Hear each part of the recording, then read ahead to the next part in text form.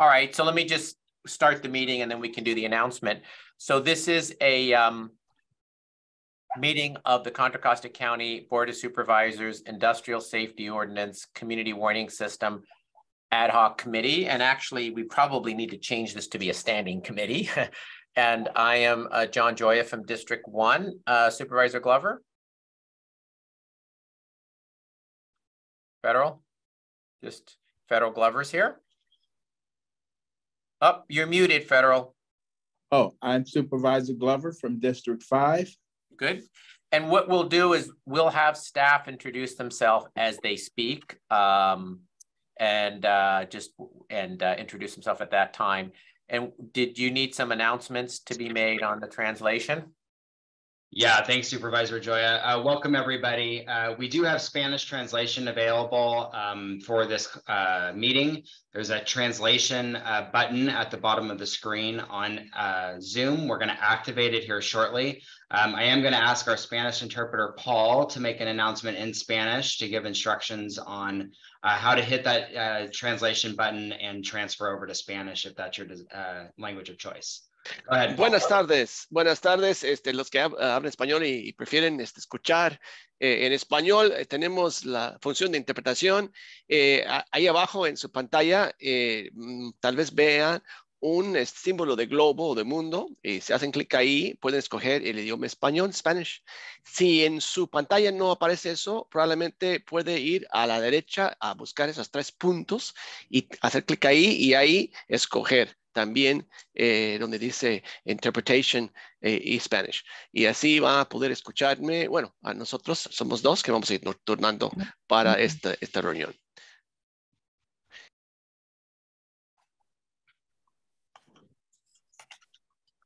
Okay, translation should be activated, John, and I think we're good to go.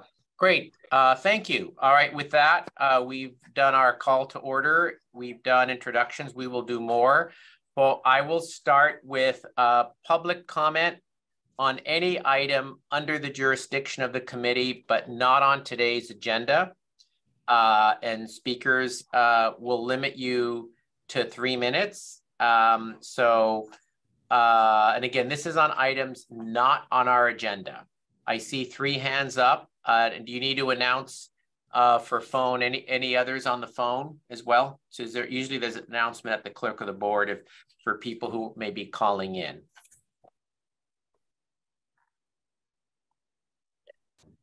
Supervisor Joya, I don't see any phones on the line right now.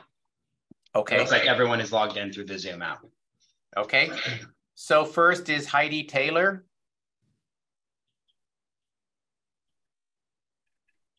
Hello, everyone. My husband and I live behind the courthouse in the Grandview neighborhood. We moved here in August once our kids flew the coop. We love downtown Martinez, the people, our neighbors, the local businesses, and the waterfront. We were so excited to host Thanksgiving. We had our kids and their friends, my 91-year-old mother-in-law and extended family. We had so much for which to be grateful. One group of our guests left around 9:30 that night and the second group around 10:30. We had no idea inviting them to our house would expose them to toxic metal dust. We had no idea that we had been exposed to toxic metal dust. The next day, my husband and son moved an antique dresser that had been sitting outside. The top was covered with a thick layer of dust. My son wiped the top of the dresser and sent a cloud of dust up and around him and my husband. I picked apples from our tree and herbs from our garden, not knowing that they needed to be scrubbed before eating. Martinez Refinery Company, MRC, never said a word about the release until people started posting on social media. They robbed us of an opportunity to protect our families from the toxic heavy metal dust. I believed the MRC Facebook post that, quote, there are no health risks associated with this material. I no longer have any trust in MRC. I do trust Contra Costa Health Department. Nicole Heath and other staff have repeatedly responded to questions and concerns with full transparency. She is not afraid to tell us what she knows and what she doesn't. Based on their work, the Thanksgiving event has been designated a major chemical accident or release. Contra Costa Health has recommended an independent investigation. This amazing community deserves the best. The U.S. Chemical Safety Board has the expertise, resources, and commitment to conduct a truly independent investigation that Martinez residents can trust. One thing to come from the Spent Catalyst release is a renewed confidence in our elected leaders and our county health department. The other thing that should come from the release is an independent investigation by the Chemical Safety Board so that we know exactly what happened and MRC will know exactly what they need to do to keep our communities safe from another release. Please, please designate the CSB as the independent investigator of the Thanksgiving Spent Catalyst event. Thank you.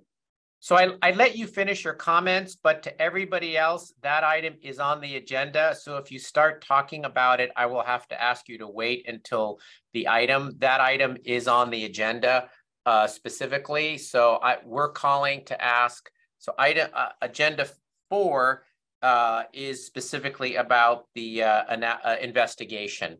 So on the Martinez refinery incident. So let me go to the next speaker. I'm assuming if you're talking about this issue, we're going to ask you to speak under agenda item 4.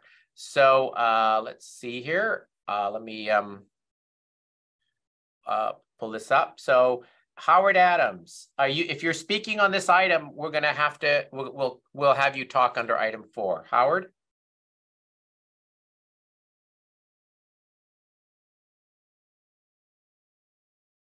Howard?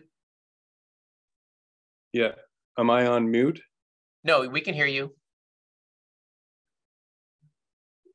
I'm not. We can hear you. We can hear you, Mr. Adams.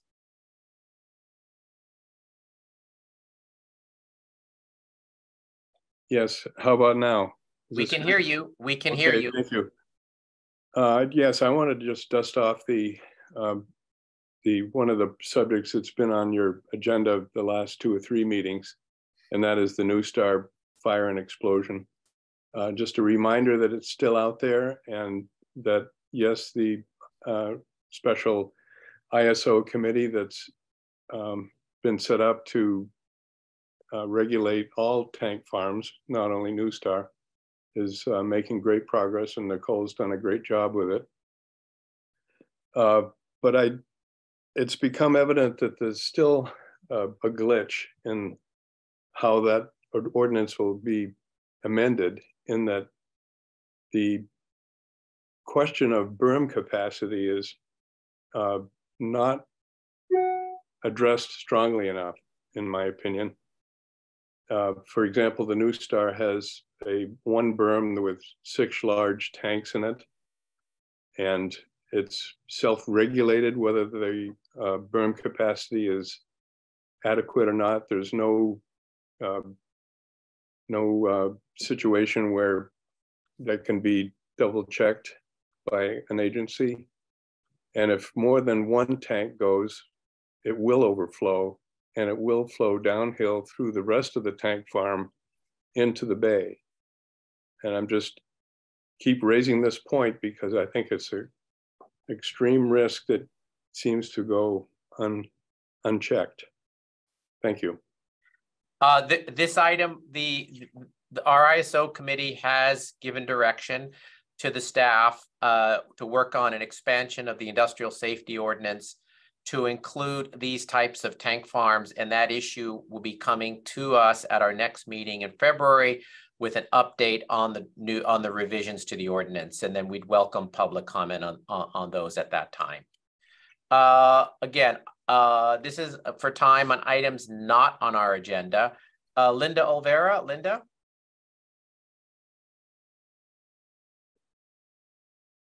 Linda has been promoted to panelist.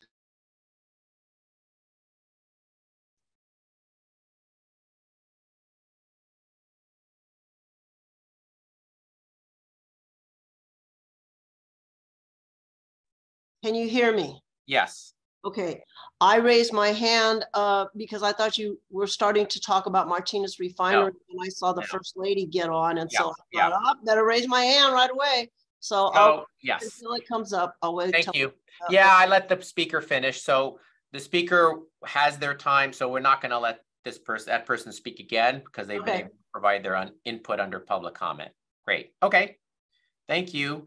And I did get a notice about, is it Allison? Let's see here. One of the interpreter or someone saying that they're not unmuted. John, that's Allison's asking to speak on item number 3, so I'll be promoting her to panelist. Okay, all right. Okay, so with that, we will go to item 3, which is to receive a status report regarding the independent incident investigation into the February 9th, 2021 wharf oil spill at the Chevron Richmond refinery and provide direction as necessary. So Matt, if you're starting this off, just for everyone, identify yourself, your role for everyone. Thanks. Thank you, Supervisor Joya. Good afternoon, everyone. Matt Kaufman, Deputy Director of the Health Department. I'm going to pass it over to Nicole Heath, who's our Acting Director of Hazardous Materials, who's going to provide this report. Nicole? Yes, good afternoon, everybody. As Matt said, my name is Nicole Heath. I am the Acting Director of the Hazardous Materials Programs. And for our update on the Chevron wharf oil spill, the Oversight Committee has continued to meet. Since our last report out in May of 2022, we have had 5 meetings. The most significant update we have is that the root cause analysis report has been provided to our independent contractor, which is Accutech. And the committee will continue to meet to receive status updates from Accutech until we have a final draft of the report. I will now turn it over to Allison from Accutech to provide the committee with an update on where they are at in this review. Thank you. Hello all, my apologies for the Q&A earlier. I wasn't aware of the process. So again, my apologies for that. My name is Allison Bayon. I am with Accutech. We are performing a third-party independent review of the Chevron Long Wharf Richmond refinery incident, as Nicole stated. We have received the report from Chevron. Our team has conducted a deep dive review of that report and conducted several interviews with the Chevron staff. We currently have enough information, we feel, to provide our independent review of the report and are working to develop our internal findings and have promised that report with our findings to Contra Costa County by the end of the month, being the end of January. And once we go from there, we will prepare a presentation with our findings for Contra Costa County and work forward from there. Any questions you guys may have? Yes, first though, Allison, my understanding is this will get presented to the Oversight Committee in Richmond as soon as it's finalized. Yes, that is correct. Nicole, correct me if I'm wrong. No, that's correct. Thank you. So we'll go to it. That'll be presented to them before it comes to us, presumably, and then we can hear any comments from the Oversight Committee at our committee meeting here, correct? Correct. Yeah, I want to make sure we get the input from the Oversight Committee when that's presented to us. So just encouraging that presentation to Oversight Committee happen before it comes to ISO. Yes, we will definitely make sure that happens. And Nicole, that'll be able to happen, right? Correct, Supervisor Joya. And I know, that I think there's been, let me just reflect, representing that area, there's been a lot of concern how long this has taken. Can you explain, why it's taken, 2 years to get to this point? Yes, understandable. I cannot speak to the beginning part from when the incident occurred to how long it took to actually get the report to us, but I can assure you once the report was provided to us in September, Chevron did provide their information in a timely manner. And when we had questions about the report itself and document requests, they did provide that information to us. It took some emails back and forth between Chevron to clarify some of our questions and to ensure that they were providing us the correct information. I did join the project later on, so Nicole might be able to provide more insight as to that year timeline in between there. So maybe to understand, can the hazardous material staff give us the timeline of when this report, started, what the timing of the Chevron report, and then we made a determination to do our own independent review. So will you explain that timeline for all of us? Of course, yes. So the Oversight Committee, well, first we can start with the incident first occurred in February of 2021. The Oversight Committee was formed and first met in June of 2021. Subsequently, the Oversight Committee then went out for requests for proposals to select a contractor in July of 2021. Between July of 2021 and August of 2022, after we had selected the independent contractor to perform this third-person review, we had been awaiting for an agreement to be completed between Chevron and Accutech to be able to release the root cause analysis report. So, I mean, normally we do it faster. So, I mean, I just want to express, you know, the desire to have these be done quicker and thorough. So let me understand. So, Allison, your review, you reviewed a report from Chevron? Yes. When did they complete their investigation? They completed their investigation, I believe, in October of 2021. I can double check that right now. And then you when you came on board, took their report and then to independently verify or investigate and talk to who you needed to talk to. Because we wanted, I think for the public, we want to ensure, and I know that's we'll be talking about this, you know, on the Martinez issue. We want to ensure that we are, I mean, oftentimes we make a decision to do our own independent investigation at the outset. Yes. Sometimes we've taken, in this case, what happened instead is Chevron did it in their own investigation with, I don't know, was there any oversight by Hazardous Materials on the Chevron investigation? The one they did internally? So then we made a determination that we needed to do our own.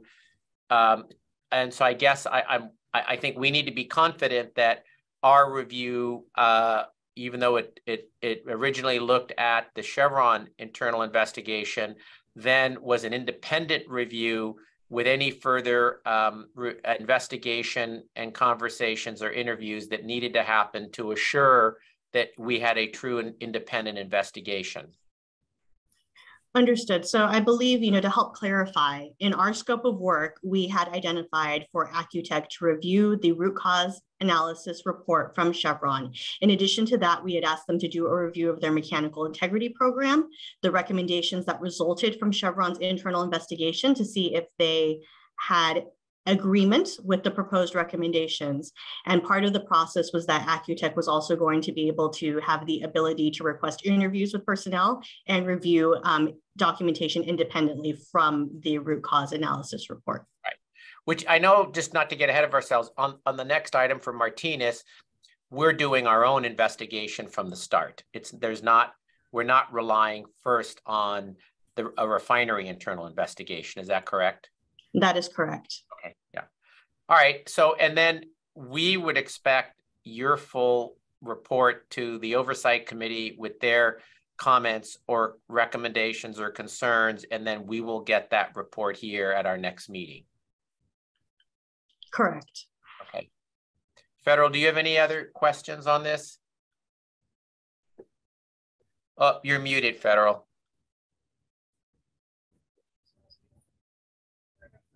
I think he's getting some assistance there. He's over at another site. We can see you, Federal, but we can't hear you right now. Let me ask at this point, we'll go back to Federal. Is there any public comment on this? Oh, Federal, can you hear us now? Can you shake your head up and down if you can hear me? I can't hear you.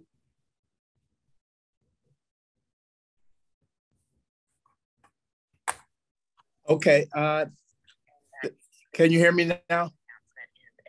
Yes. Okay. Thank you very much, Margaret. Okay, so where are we at? Do you have any questions on the status update? We'll get the any questions? No questions at this point. Okay. Is there any public comment on this status update on the Chevron report? She can see you. And let us know if there's any people on the phone. Supervisor Joy, I still don't see anyone that's called in on the phone. If they want to raise their hand, though, they can press *9 to do so, to raise their hand. Okay. Just texting Margaret. I see I see someone may want to mute because I hear some talk. I hear background talking, Federal. Sounds like there may be some folks. I have a hand up by Semenzas at Comcast.net. Tony's been promoted to panelist. I figured it was Tony.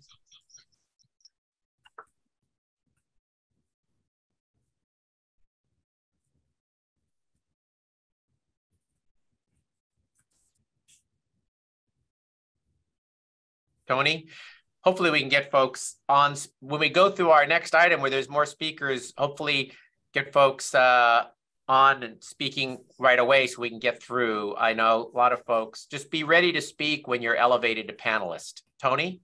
Yeah, can you hear me, John? Yes. Okay, thank you for taking my call. I'm a little confused on the timeline. The incident happened at Chevron on February 9th. Chevron started their own investigation and the county started an investigation. Nicole said, I believe the first meeting was in June. Is that correct? So to clarify, Tony, that was when the oversight committee was formed, but no independent investigation has started until after the report was received from Accutech from Chevron. Yeah, my concern is why did it take till June to start an investigation, your own investigation? I'm confused because you have the expertise in your organization. Why couldn't that investigation have started? And then the other question I have is, why is Accutech waiting for Chevron's investigation to conclude before they conclude their investigation? So to address your second question, Tony, the scope of work that was chosen by the Oversight Committee was to have our third-party contractor do a review of the root cause analysis investigation completed by Chevron.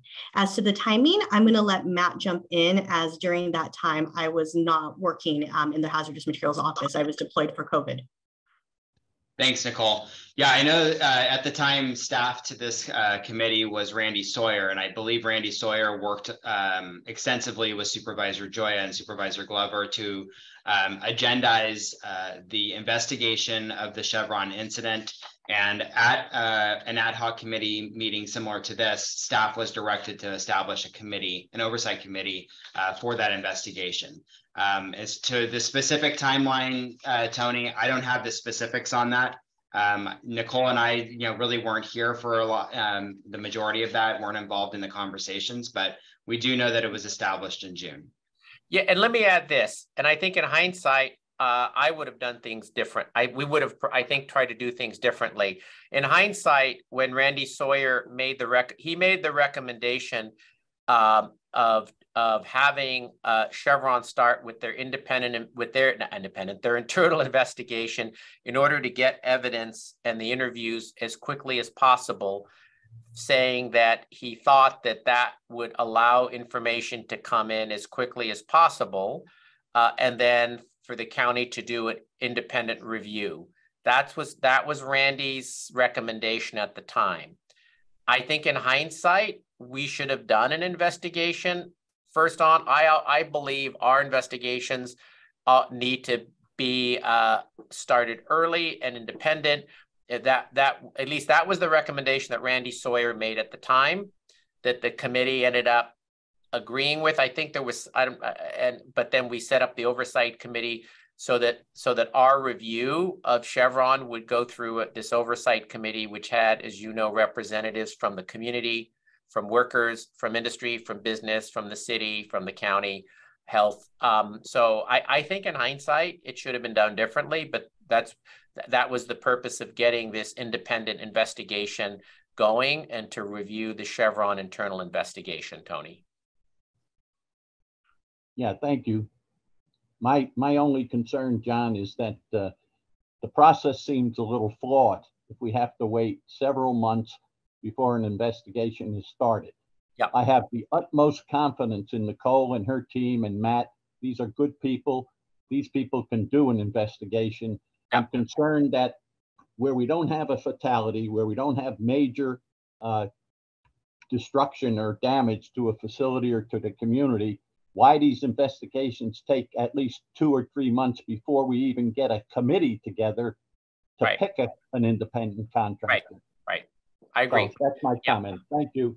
The independent committee oversight was on board and helped select the independent contractor, is my understanding, correct? So they were involved from the beginning to, I think in hindsight, the part that should have been done differently is to do that investigation through health services, as opposed to first relying on the Chevron internal investigation, which apparently they started pretty quickly after the incident. They did start an investigation, but then because of Randy's direction, the county's investigation was a review. Apparently, you know, clearly on every large major release, we've started investigations through the health department immediately. I guess this was viewed differently. It was a release, wasn't it wasn't an air emissions release. It was this release into the bay, and there was a view that this was an approach to take. But again, in hindsight, I think it should have been done differently. And if I can just add on, Supervisor Joya, to address your comments, Tony, I do want to emphasize, and not to get too far ahead of ourselves, that, you know, I think that through this process and working through the Chevron Wharf oil spill, we did have a lot of lessons learned, and we know the areas in which we can improve and can work this process better for the future. The first and foremost thing, though, is that we have to have the incident identified as a major chemical accident or release. And dependent upon the incident, that can also take time. We are doing our process this way with having an oversight committee to provide full transparency to the community. And, you know, while I understand your desire to have things, you know, acted upon and done quickly, and providing for this transparency, there will be then some time built into the entire process. But, you know, I can assure you that we will take all of the lessons learned from Chevron and apply this to any future investigations that we do, including the one we're recommending for MRC. Thank you. Thank you. Any other public comment? Okay, so no other public comment. So the direction at this time is that the report will be this independent report will be third-party report will be finalized, presented to the oversight committee, and then to us at our next meeting for further discussion, correct? Okay, Federal, anything further? I don't see anything I don't hear you, Federal, but nothing further? And Supervisor Pedro says yes. Let me apologize for the record. Supervisor Rabbit is absent. Supervisor Ronan. Okay. Can you mute, Federal? If you can mute mute your side. Great. Okay.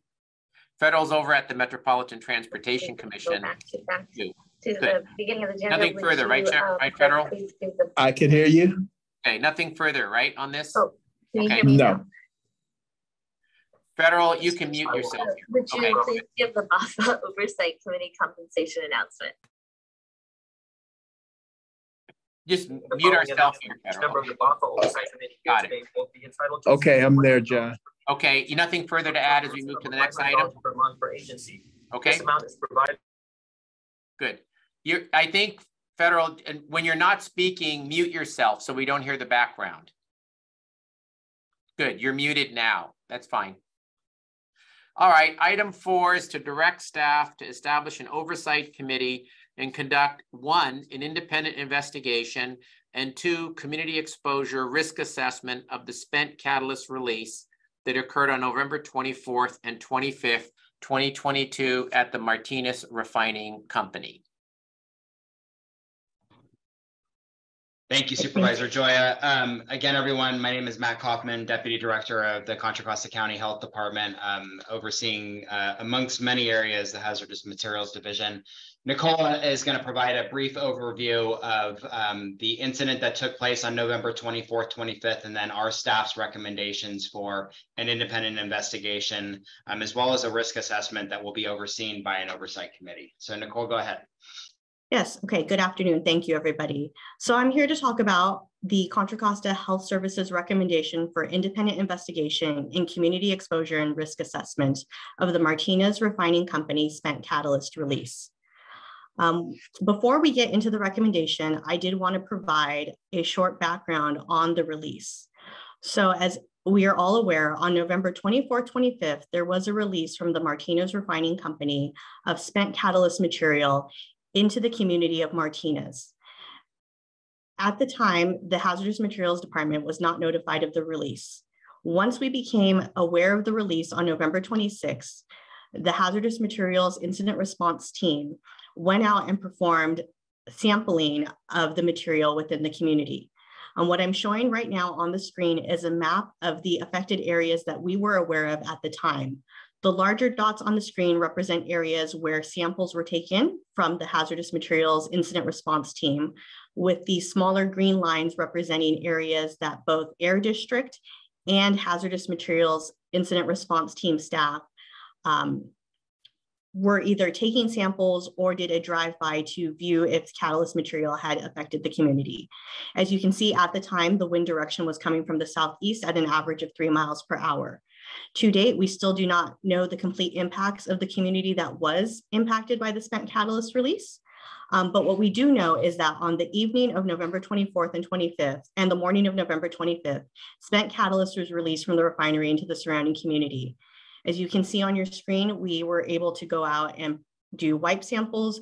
We had taken pictures of areas that were affected, such as trash cans, car windshields, car tops themselves, so that we would be able to analyze the material and see what was in the spent catalyst material. The primary health concern at the time of the release was the respiratory effects. Based upon our sampling and lab analysis, we found that the catalyst contained the following, which could be respiratory hazards: aluminum oxide, silica, and metals, including vanadium, nickel, chromium, barium, and zinc. At the immediate time of the release, as we mentioned, our primary health concern was respiratory effects. But right now, we are not able to speak to the long-term health impacts that will require further analysis.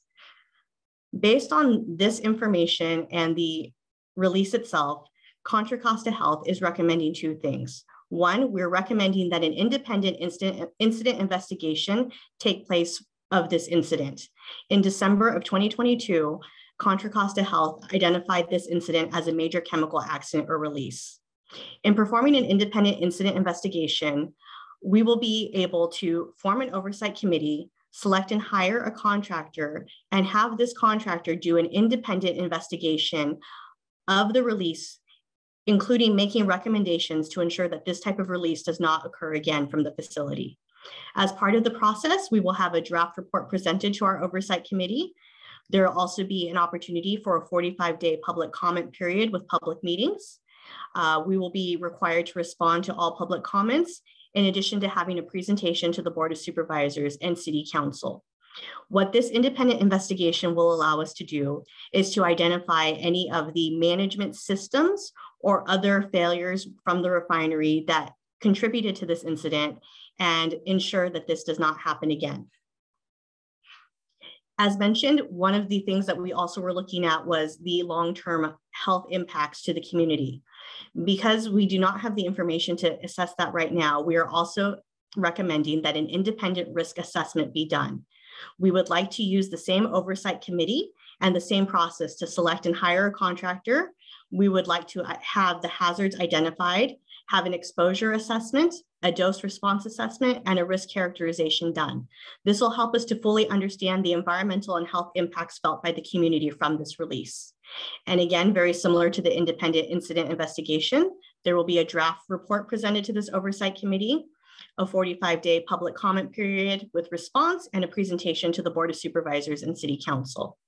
The oversight committee would be comprised of hazardous material staff, community members, members from MRC, labor representatives, and other technical experts as needed for both the independent incident investigation and independent risk assessment. For the oversight committee, the hazardous material staff would be the chair. We would have City of Martinez representatives, up to 5 local community members, Martinez Refining Company representatives, and employee representatives, as directed to us by the Board of Supervisors. The next steps for Contra Costa Health is that we are seeking your approval to establish this oversight committee to oversee these two items. One, the independent incident investigation, and two, to conduct the community exposure to risk assessment. Contra Costa Health takes this incident very seriously, and we would like to fully understand the impacts to our community and believe that these next steps are the best way for us to do so to ensure things like this do not happen to our community again. Thank you. Let me just ask a couple of quick questions and then ask Supervisor Glover. First question, we're very familiar with independent investigations. Explain the scope of put the slide, well, you don't need the slide. Put the scope of the assessment exposure analysis. Yeah, so a community exposure risk assessment would be a study that is taking a look at the risk associated with the exposure to people and the environment of the spent catalyst. The assessment's typically conducted by individuals with expertise in toxicology, biology, and ecology. They will be able to collect and organize the data from environmental samples from water, soil, and from the air, and be able to provide us an analysis of the potential health risk associated with the release. And also the environmental risks associated with the release.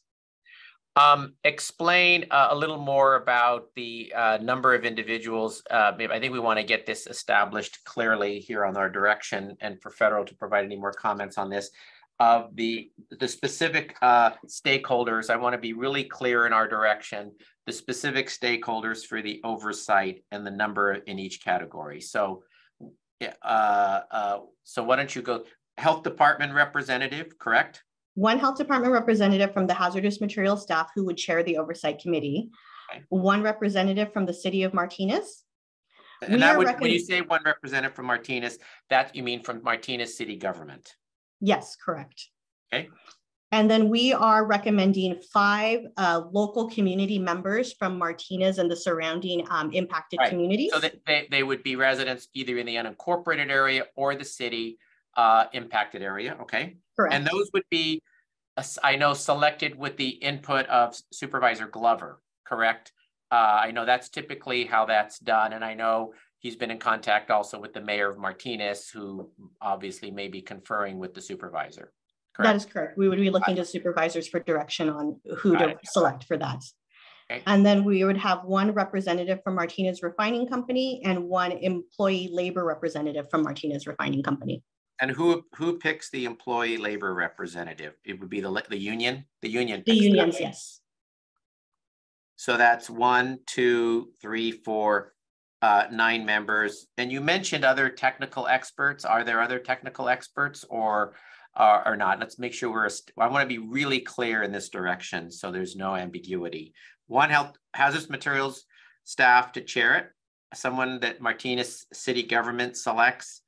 5 local community representatives from the impacted area, both unincorporated and city of Martinez, with input from Supervisor Glover, and then someone from Martinez Refining and the labor union selecting 1. Any others?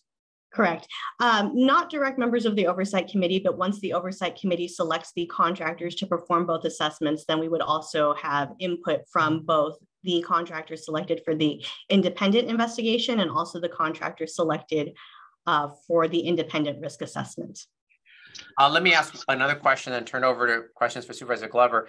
There was a question raised about the U.S. Chemical Safety Board. So let me ask this. I know in my time, the U.S. Chemical Safety Board, as I recall, has independently done one of the investigations, and that was the Chevron fire of 2012. In fact, we've had a lot of contact with them, including their members, their chair, and just, I think, to note, the U.S. Chemical Safety Board has held up our industrial safety ordinance as a model in the United States and believes it is a very good, strong ordinance. I think they made a determination because of the nature of that Chevron event, the fire, to do an investigation. They generally don't do their own investigation of every incident. They pick and choose certain large incidents to do an investigation. I think they also know that we do good investigations. That's why they have not in the past investigated every other kind of release here. So let me ask our both Nicole, you and or Matt, any comments you have about any role the Chemical Safety Board would have on this particular investigation? Yes, no, thank you for the opportunity to address this question. So I actually have been engaging with the U.S. Chemical Safety Board, and I do want to clarify a little bit about their process. Their process did have a change in 2020, where now they are having facilities self-report incidents based on certain criteria and thresholds. From my understanding, the incidents that need to be reported to the Chemical Safety Board are any incidents of a regulated substance as defined by state or federal regulations, or an extremely hazardous substance which resulted in a fatality, serious injury, which means hospitalization overnight, or excessive damage, which exceeds $1 million. In my conversations with the Chemical Safety Board, they were aware of the incident that occurred at Martinez Refining Company. Per our knowledge, it's unclear to us whether this meets the criteria to be reported to the Chemical Safety Board. However, they have their own internal criteria once an incident is reported, whether or not they will deploy out to investigate. And I confirmed with them that they are not taking, investigations on a referral basis. So we cannot request them to come out and investigate this incident. They make their own determination. I know in the case of the Chevron fire, after they did their investigation, they made several recommendations to amend or improve our industrial safety ordinance, both by the county and Richmond, and we did that. Federal and I, through this committee, had a process, and we recommended changes to the Board of Supervisors, which were approved, that amended our ordinance, specifically, I know, with regard to inherently safer systems. I think that portion of it. Remember, federal, so we did make changes to our ordinance from recommendations that came from the U.S. Chemical Safety Board. Correct. And we are fully confident here at Contra Costa Health that based on the findings and recommendations from our independent investigation, should we feel the need to recommend any amendments to our industrial safety ordinance, we most certainly will, just as we have with the New Star incident investigation. I think right now we see the, from our perspective, that we are able to fully investigate this through our process, and we'll make changes as needed. Okay. And so let me call on Supervisor Glover for any comments or questions before we go to public comment. So thank you, and I appreciate the presentation. And John, you having experienced this through Chevron, assurances that the proper people are on the committee. I know that there's a investigation going on by the refinery themselves, but we want a non-biased, independent investigation, and so that's why this is important to move forward with also. So I'm very comfortable with the process and the individuals that will be serving on the panel. Okay, great. Okay. All right, so we will go to public comment, and we're going to first call on Martinez Mayor Brianne Zorn, who's on. It's under Brianne, who I know has been very involved and interested in and weighing in on this on behalf of the city of Martinez. So Mayor Zorn. Hello, thank you so much for letting me speak. Can you hear me okay? We can hear you great. Great. All right, I just wanted to thank everyone from the county for their efforts today. And for moving forward on all of the actions you described. I wanted to support my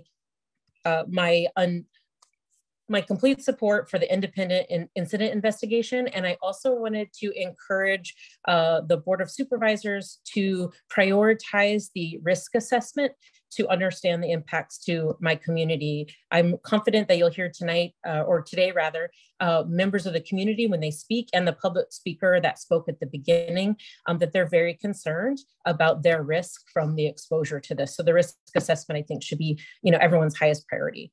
I also wanted to encourage you to include the full 5 members. I know Nicole mentioned up to 5 local members, but I think the Oversight Committee comprised of both community members from Martinez as well as unincorporated Martinez citizens will really do the best to advocate for the folks that live in and around the refinery. So I look forward to working with Supervisor Glover as we figure out exactly who the best fit is for that Oversight Committee. Great, thank you. And we'll make sure we clarify the direction is a full 5 from the community. That's great. Thank you so much. Okay, so now moving to our speakers, or I should say commenters, and I'll say one and the next one can get ready. Janet Johnson, followed by Linda Olvera.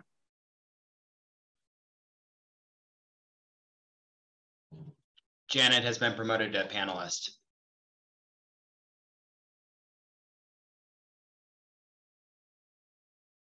Janet?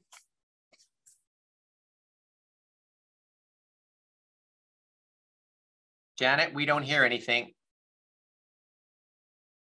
You're all unmuting them, right?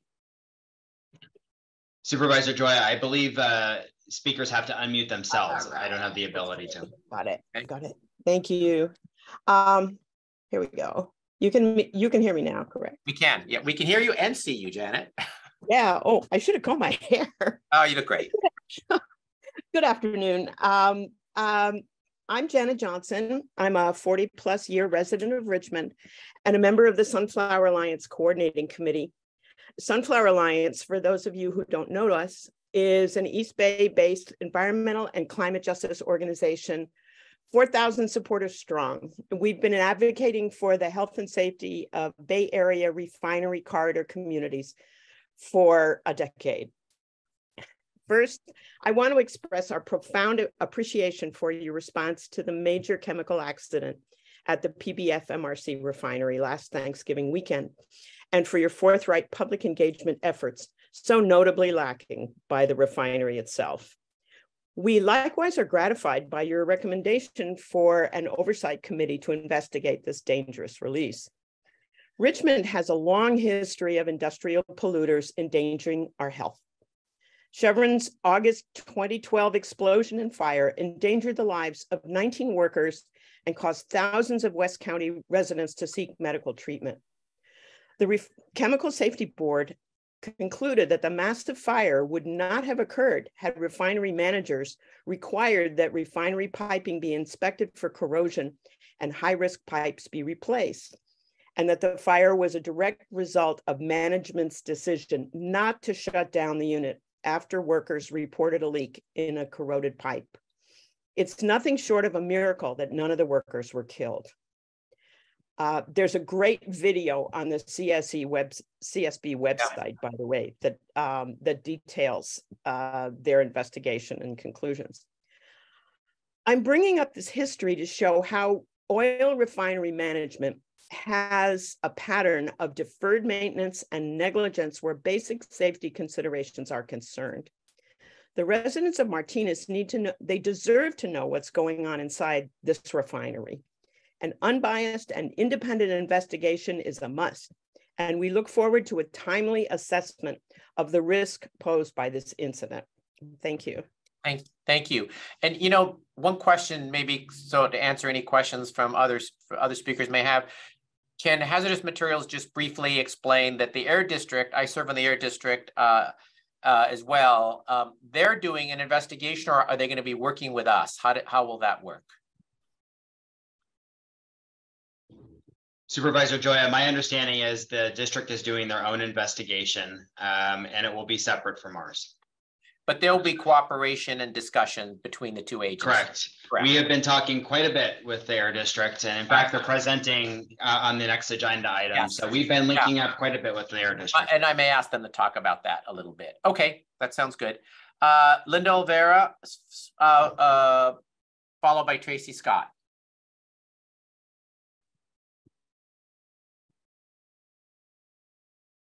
And you can, I guess, Janet can go back to non-panelist status, so we have less faces up on our screen. Can Linda? you hear me? Yes, Linda, we can hear you. Okay, let me see if I can put my video on. Okay. We see you. Yeah, it's kind of better when you can see people.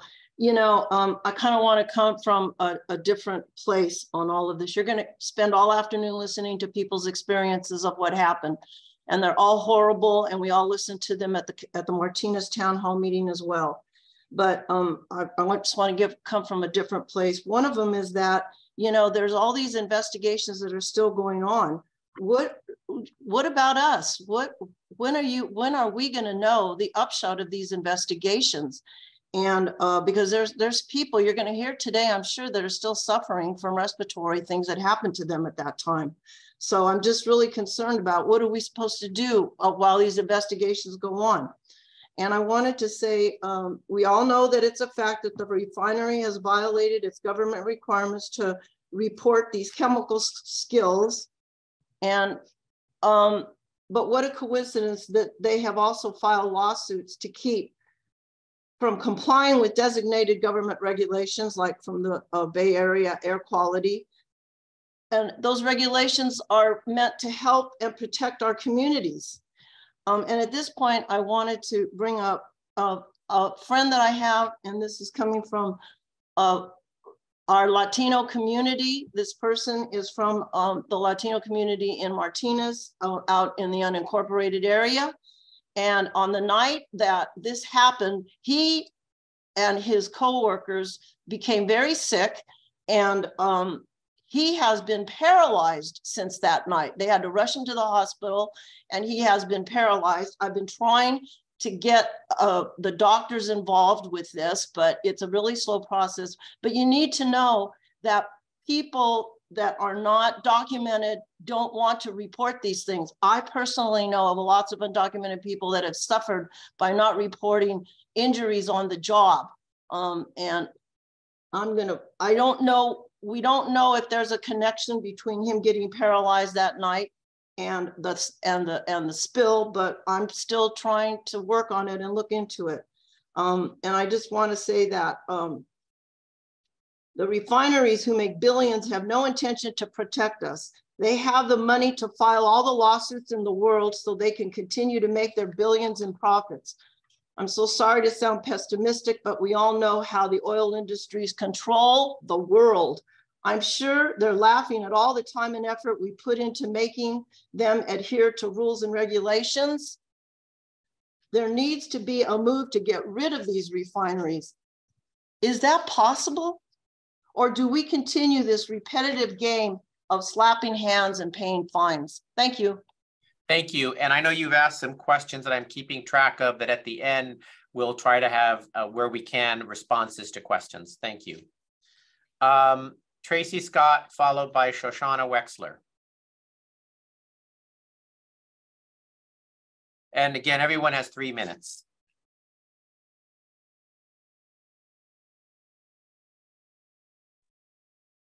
Tracy Scott. Hi, good afternoon. My name is Tracy Scott. I'm the president of United Steelworkers Local 5 in Martinez. I run an organization that represents the employees of the MRC. And I rise to ask clarity on the question of union representation on the panel. And if there's a designation of union, there are obviously multiple unions that are in place out there. Good. That's on the list of questions. We're going to try to respond at the end. Thank you. Appreciate your time. All right. Shoshana Wexler, followed by Jan Warren.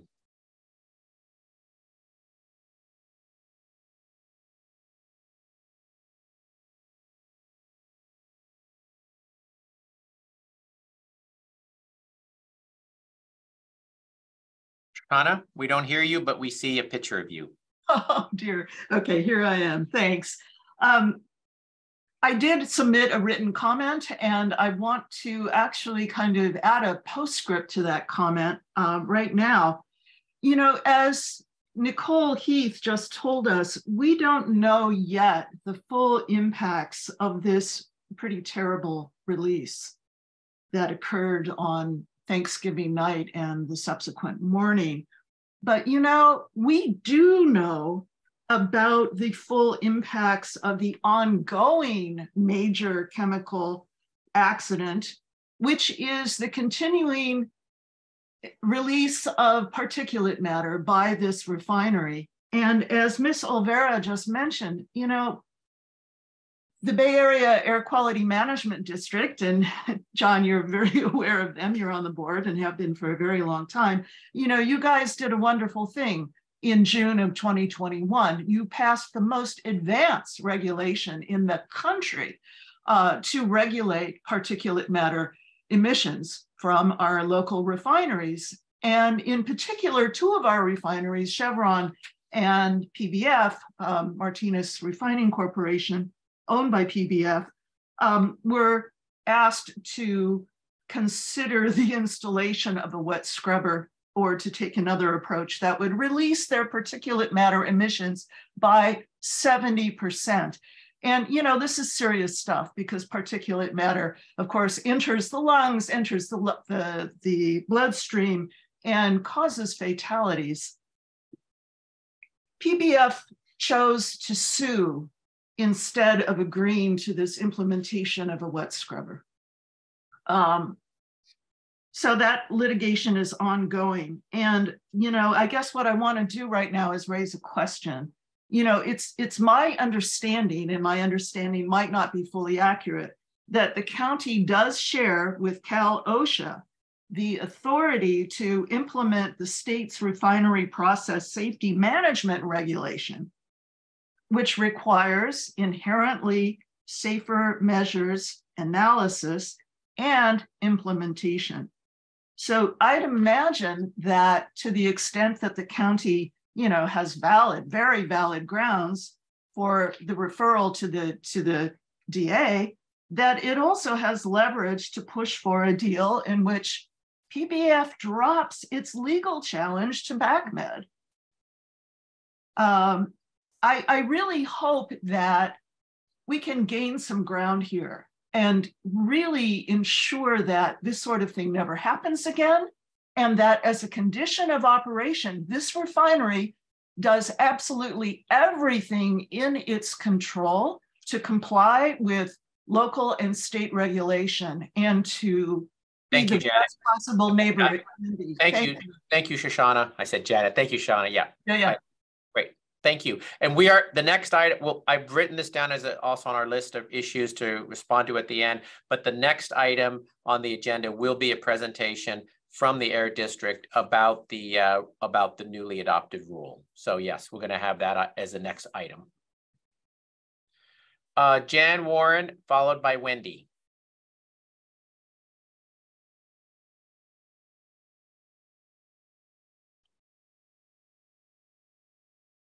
Jan, we don't hear you.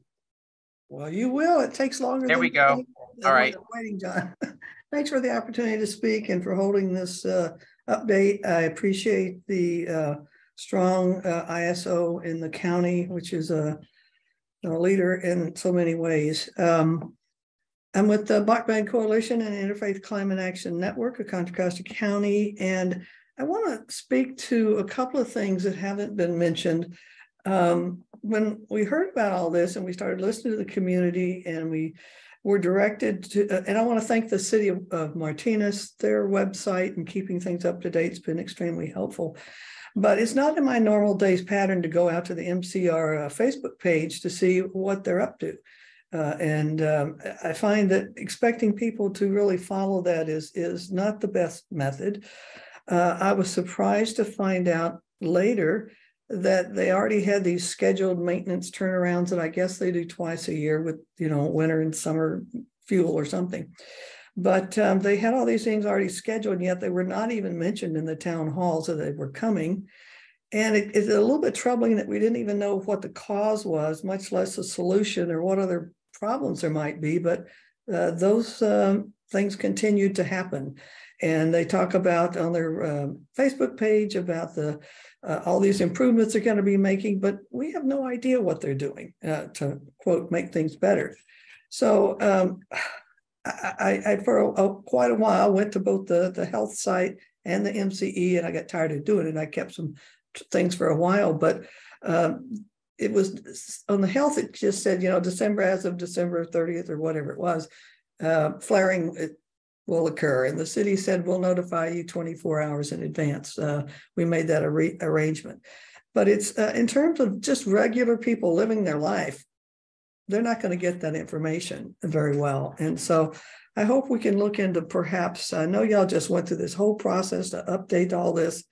And so it's tough to get a hold of, but I would hope that we can continue to find more local ways to notify the public that are maybe old-fashioned, but could be helpful in a situation where time can be really important in people's health. And just wanted to say I support what y'all are doing and appreciate all the work. Thanks. Thank you. Wendy, followed by Daniel Ingram.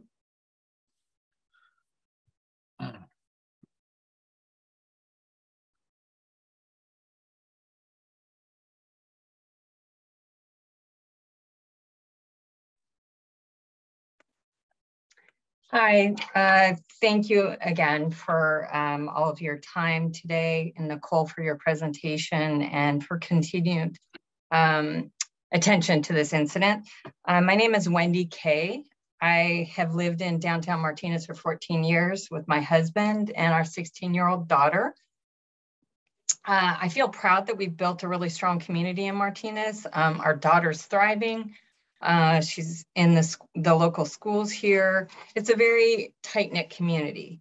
For that reason, I'm here today speaking with my concerns, and I know a lot of this has been addressed, but this is my first time speaking, including town hall meetings. On the 25th of November, my husband and I discovered a white film coating our property and our cars.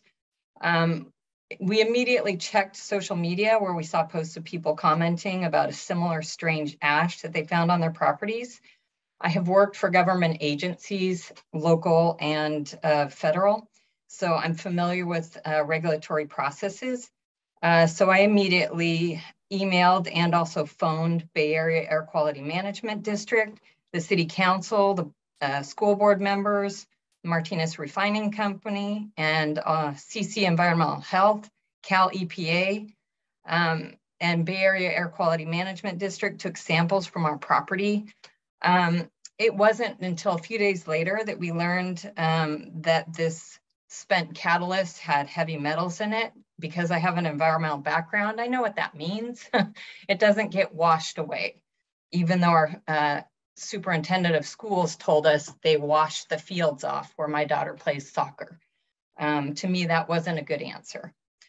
Since this fallout, we feel our health and safety has been compromised. We're living with this uncertainty of MRC releasing catalysts during off hours. And I say off hours as in when we're sleeping. We've been smelling acrid odors last week and this week, including today. In fact, I spoke with Mackenzie of Bay Area Air Quality Management District, who let me know that they filed a nuisance complaint yesterday because of these odors. With these lingering unknowns, my family is questioning even the simplest acts, like cracking open our windows to get fresh air, eating plants from our gardens that we've tended for years, soil that we've grown. This is unacceptable. It's awful. We're also questioning why the community warning system was not triggered and how we can improve the system immediately. I thank the prior speaker for raising the question of why are we going to websites instead of the information coming to us? I don't think we should have to keep going to all these sites to seek the information or the answers that we're looking for. We're concerned. We want clear answers about the next steps for remediation, including our soils and how those will be addressed. We also want some assurance that this will never happen again. Thank you. And can I just say last thing that we hope that there is continued consideration for the Chemical Safety Board to somehow be involved. And thank you again for your time.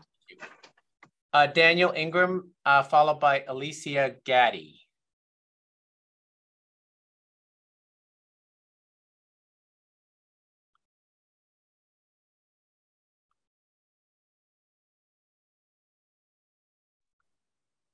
Daniel? Yes, sir. Yeah, thank you, Supervisor Glover and Supervisor Joya, for taking my call.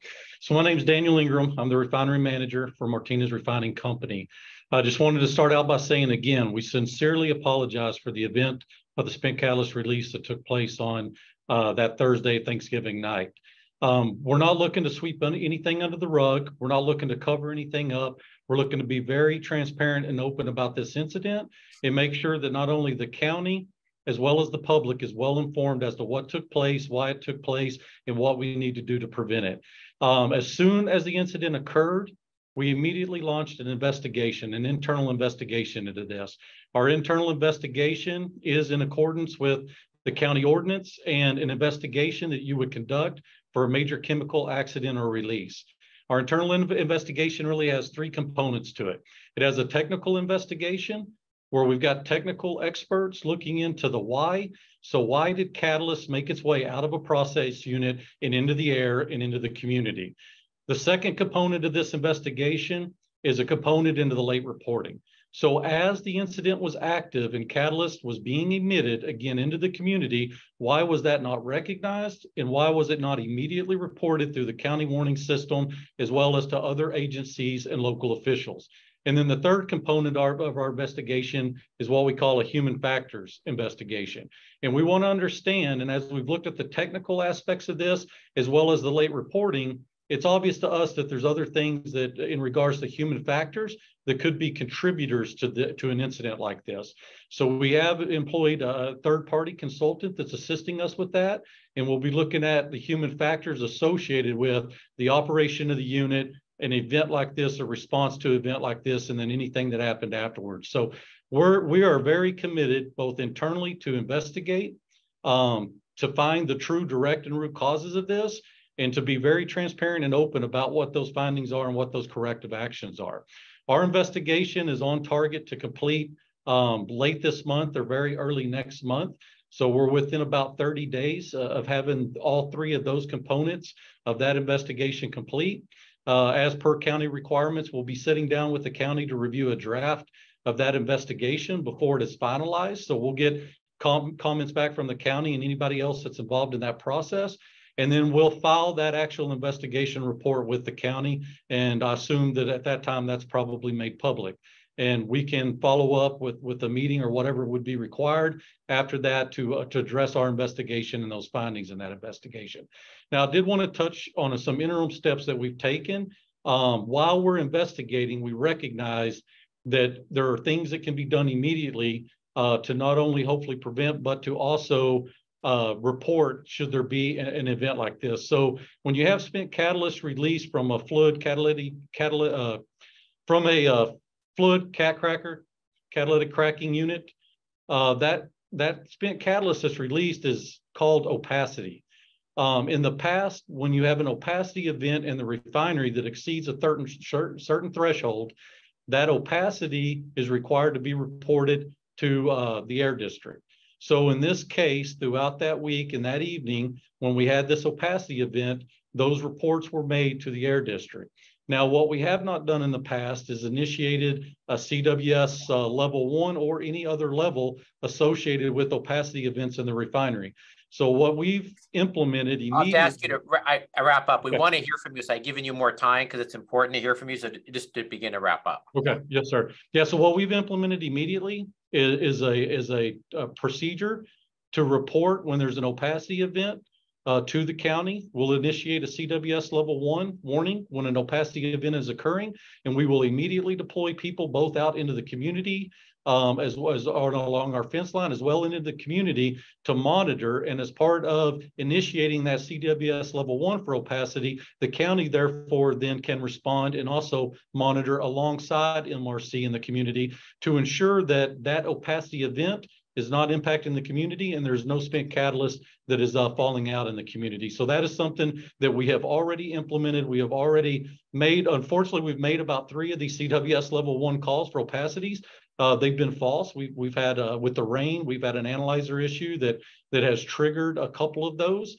So we've been fortunate they've been false, but it's been a good, I'll say, drill for the refinery and the county that we're now reporting those. There's been a response to those, and that we will continue to report and respond to those moving forward. So again, I just want to assure everyone, both the county, the public, the city, that Martinez Refining Company is taking this extremely serious. And we will thoroughly investigate and participate, fully support the direction of the county for an independent third-party led investigation. So we'll be very transparent and open through that process. Okay, thank you. One question, you mentioned a review of human factors. I assume you're also going to look at the issue of inherently safer systems as part of your analysis of whether any inherently safer system. Obviously, our own independent investigation will look at all of these things, but presumably your investigation will be also looking at whether any inherently safer systems would be appropriate and would have be relevant here. It'll look at the process, the unit process, and the technology on the back end of this unit for basically, environmental control. And we will determine if there are any findings associated with our current process, our current technology that would have been a direct or contributing factor to this. Okay, great. Thank you. Alicia Gade and followed by John, yes. Before you move on, I just wanted to thank Brandon and Daniel. They have been in constant contact with me on the activity that's moving forward within the refinery. So I just want to thank them for that. Alicia Gaddy, followed by Jillian Elliott.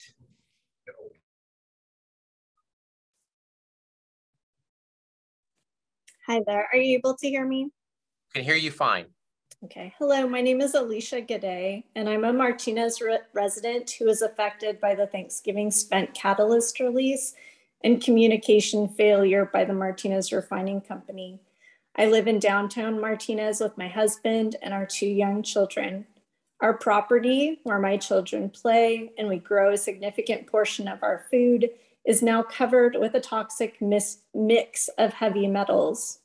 While we are being told that there are no immediate dangers to our health, I am very concerned about the cumulative long-term effects of this exposure. I now have to worry if we are inhaling toxins as I sweep the porch, or if my children are being exposed to cancer-causing chemicals when they do something as mundane as eating one of our backyard strawberries or splashing in a puddle. This is unacceptable. I deeply appreciate that you, John Joya, my supervisor, Federal Glover, the Contra Costa Health Department, Hazmat, the Bay Area Air Quality Management District, and the City of Martinez have responded to the situation with the seriousness that it demands. That said, we must acknowledge the limits of county-level investigations. They are not enough. I thank you for addressing the CSO process, but I would like to stress a desire for a root cause investigation as it was done by the Chemical Safety Board in the 2012 Chevron refinery fire and the 2014 Tesoro Martinez sulfuric acid spill. Our community deserves a thorough investigation, and I want that to be free from conflicts of interest and be done by professionals with deep institutional knowledge that can generate an actionable set of recommendations to keep our community safe. Our sense of safety and trust has been seriously shaken here in Martinez. We do not trust MRC. We are the victims and bear the burdens of a major chemical release. In addition to removing the dangers in our community, we need to know why this happened and what changes must be made so that it never happens again. Thank you. Thank you. Oops, make sure I pull up the next. Oops, hold on here. I'm missing it again. Okay, Jillian Elliott, followed by Maureen Brennan.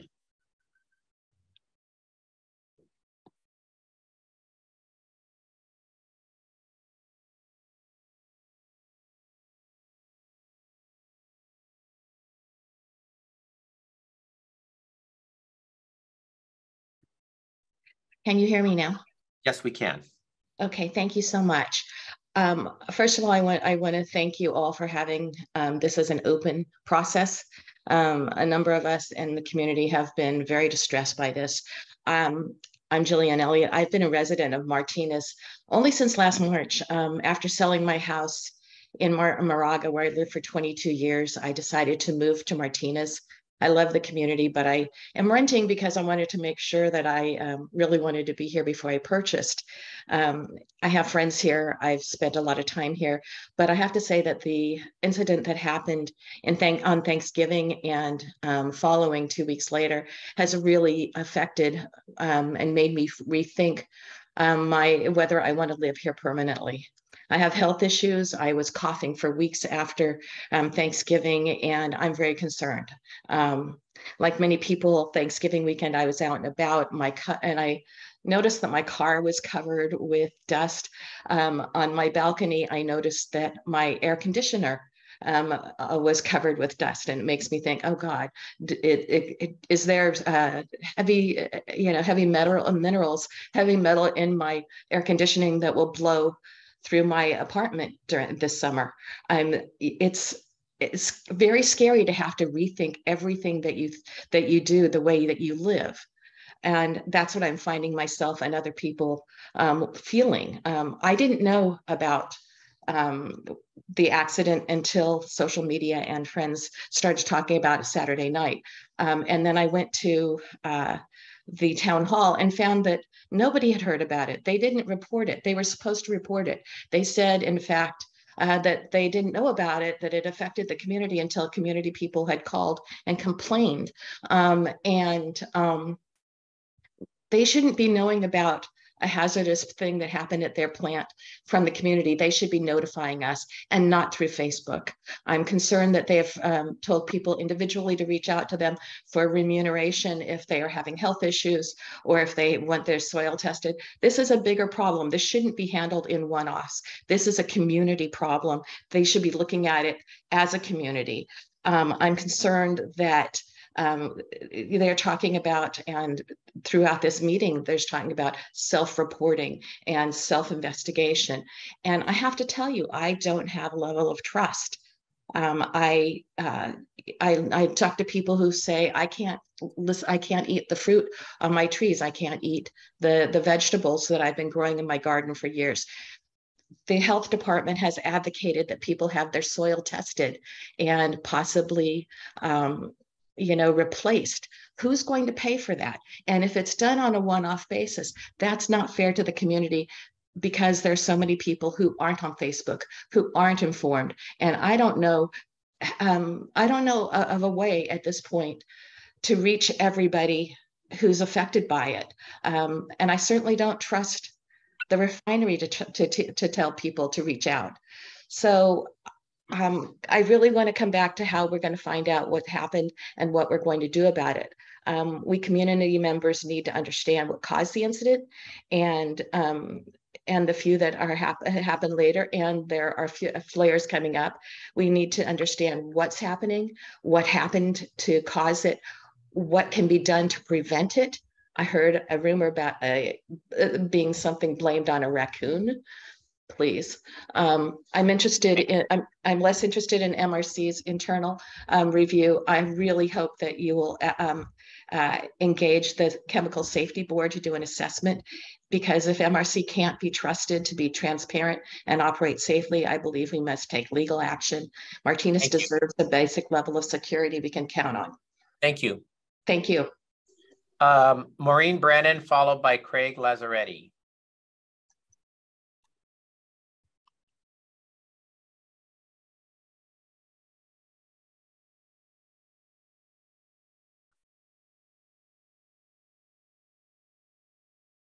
Oh, we can't hear you.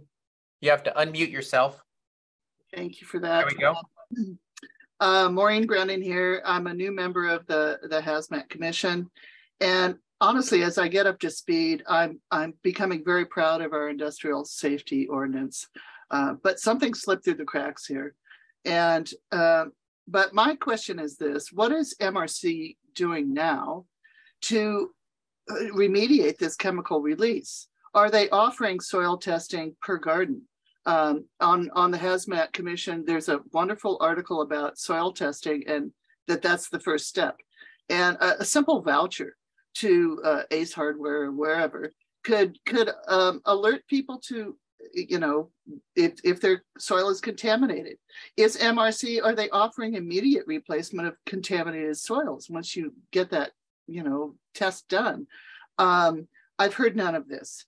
I worked in Alaska when the Exxon Valdez spill occurred, and Exxon had an immediate fund of $5 million to start the process of soil cleanup and bird cleanup. They didn't wait. They didn't wait for an oversight committee. They put money into the system right away to help the community. And I'm just not saying that. I really think that MRC needs to step up in that regard. And honestly, I'm tired of hearing, I'm sorry, from MRC reps. This is like a bad divorce. You know, you apologize and you show nothing that you are sorry. So my other concern is this: MRC is already doing an unplanned shutdown. Are they fixing their problems or just investigating? I don't know.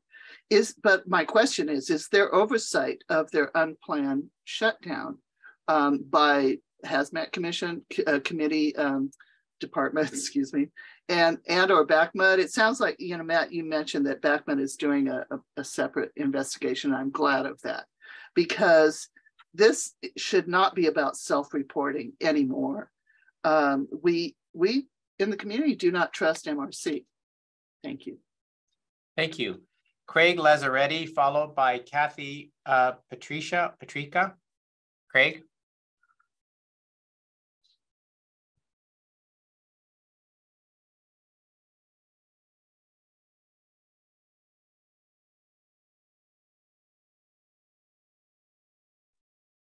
Hello, thank you, Supervisor. Can everyone hear me? Speak a little louder. Okay. Well, yeah. Hopefully you can hear me now, but just a few thoughts I wanted to share with you as the investigation proceeds, and a few questions I'm hoping to see answered through the investigation that go to some of the issues that have already been raised. But one issue, after the release occurred, I started doing some research on my own. I noticed that Contra Costa Hazmat did an audit, a routine audit on the refinery a couple of years ago after the change of ownership from Shell to PBF. And they didn't seem to find any huge red flags, but they did find some safety deficiencies. And one thing that caught my attention was this part where, quote from the audit summary or audit report, it says, quote, there's been a significant number of retirements and operations since the change of ownership of the refinery the past year. Follow-up communications indicate that the operation staffing for the refinery has currently reached the new lower threshold of 4.8 cases per 4-person shift. MRC should consider conducting an MOOC management organizational change to assess the staffing level for operations to stay well above the new threshold of 4.8 cases for each 4-person shift. That's all very technical, and I'm not sure what that 4.8 cases figure actually means. But I think as we look at the human factors element of the investigation, which I know MRC said that they're also conducting internally, I think we should, I'm very curious and concerned about the staffing level at the refinery, how the staffing level has changed. You know, one, as we all know, human error is more likely to occur when staffing is deficient. And I'm not saying the staffing was deficient, but the other question I have is the start of this unit when this release occurred was on Thanksgiving night, and a holiday, obviously. And I was wondering what the staffing levels were at the refinery on that evening when the unit was being started up, and how that compares to a normal day. Also, there's been some talk about the whole issue of the catalytic cracking unit, and as it applies to the air quality management rule in the lawsuit, that would force a switch over to wet scrubbers. And Heard mixed things about whether a wet scrubber in this case would have prevented this release. The refinery says no, they don't think it would have. Someone at the town hall from the air quality district indicated that. It's hard to say with any certainty, but there were issues with wet scrubbers that would perhaps make something like this less likely to occur. And then finally, the communication aspect of this really needs to be investigated. What really compounded the delay in notifying the community was the fact that when the refinery did finally put out some information about the release, it minimized any potential health impacts, and in fact said there was no health impacts, that the material was harmless, which the health department quickly contradicted and asked them to roll back. And the refinery says it based a statement on it in catalyst safety sheet. I think we need to see what that safety sheet actually is, what it says, why it was interpreted that way, because that really compounded the problem for the community, and I think really created this breakdown in trust. Lastly, I just want to say, our frustration in the community towards the refinery is not a reflection of the workers at the refinery. I just want to say I know that the workers at the refinery perform a very important job for our economy. Not everyone in this state has the capacity or ability to buy an electric vehicle. People need to drive to work, and the refineries are under a lot of pressure. So I just want to say, thank you. It's great not a reflection on the workers. Thank you. Thank you. Charles Davidson followed. Well, actually, Kathy had been up and then dropped and came back. So Kathy Patrica followed by Charles Davidson.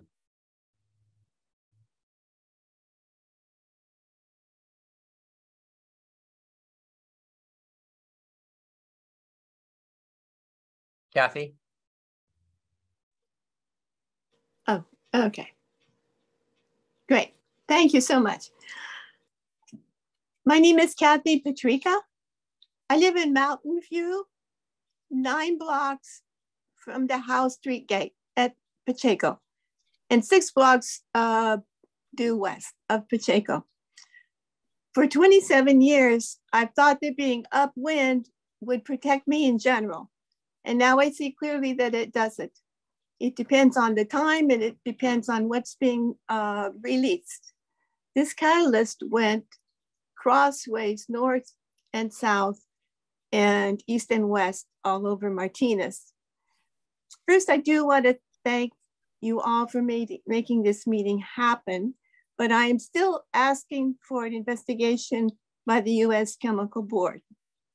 Martinez has been a company town for a long time, almost 100 years, and it's more than 100 years old. And I feel the risk is very present that there will be compromises in whatever work could be done, because mostly of the obstinate attitude of the refinery. I know very little about refineries, but I do know it's very important to keep the catalyst where it belongs. So that makes this particular event extremely serious. I also know just the concrete facts, what happened Thanksgiving night and the next day. Tons of spent catalyst, whatever that means, and I would like to find out, fell across Martinez. It probably fell onto the refinery property and to the workers as well. And I'm very happy to see one of the steel workers, the leader of the Steelworkers Union, on this call. Simply, I know also that the refinery did not use the emergency siren, did not think to call the residents or get to them somehow, knowing that the catalyst was gone. And when confronted with the facts, took the position that it was not serious. And when confronted with the analysis of the few samples across the city, apologized. And they apologized on this call. But they continued on with the same old attitude. So these concrete facts and shameless denials supports my conclusion that I still request an investigation by the U.S. Chemical Board. So I hope they are listening. I know that the refinery will try to obstruct and undermine the county investigation. Again, my thanks to all who called and participated and allowed this meeting to happen. Thank you. Charles Davidson, followed by Rebecca Barrett, and Rebecca is our last speaker here that has her hand up.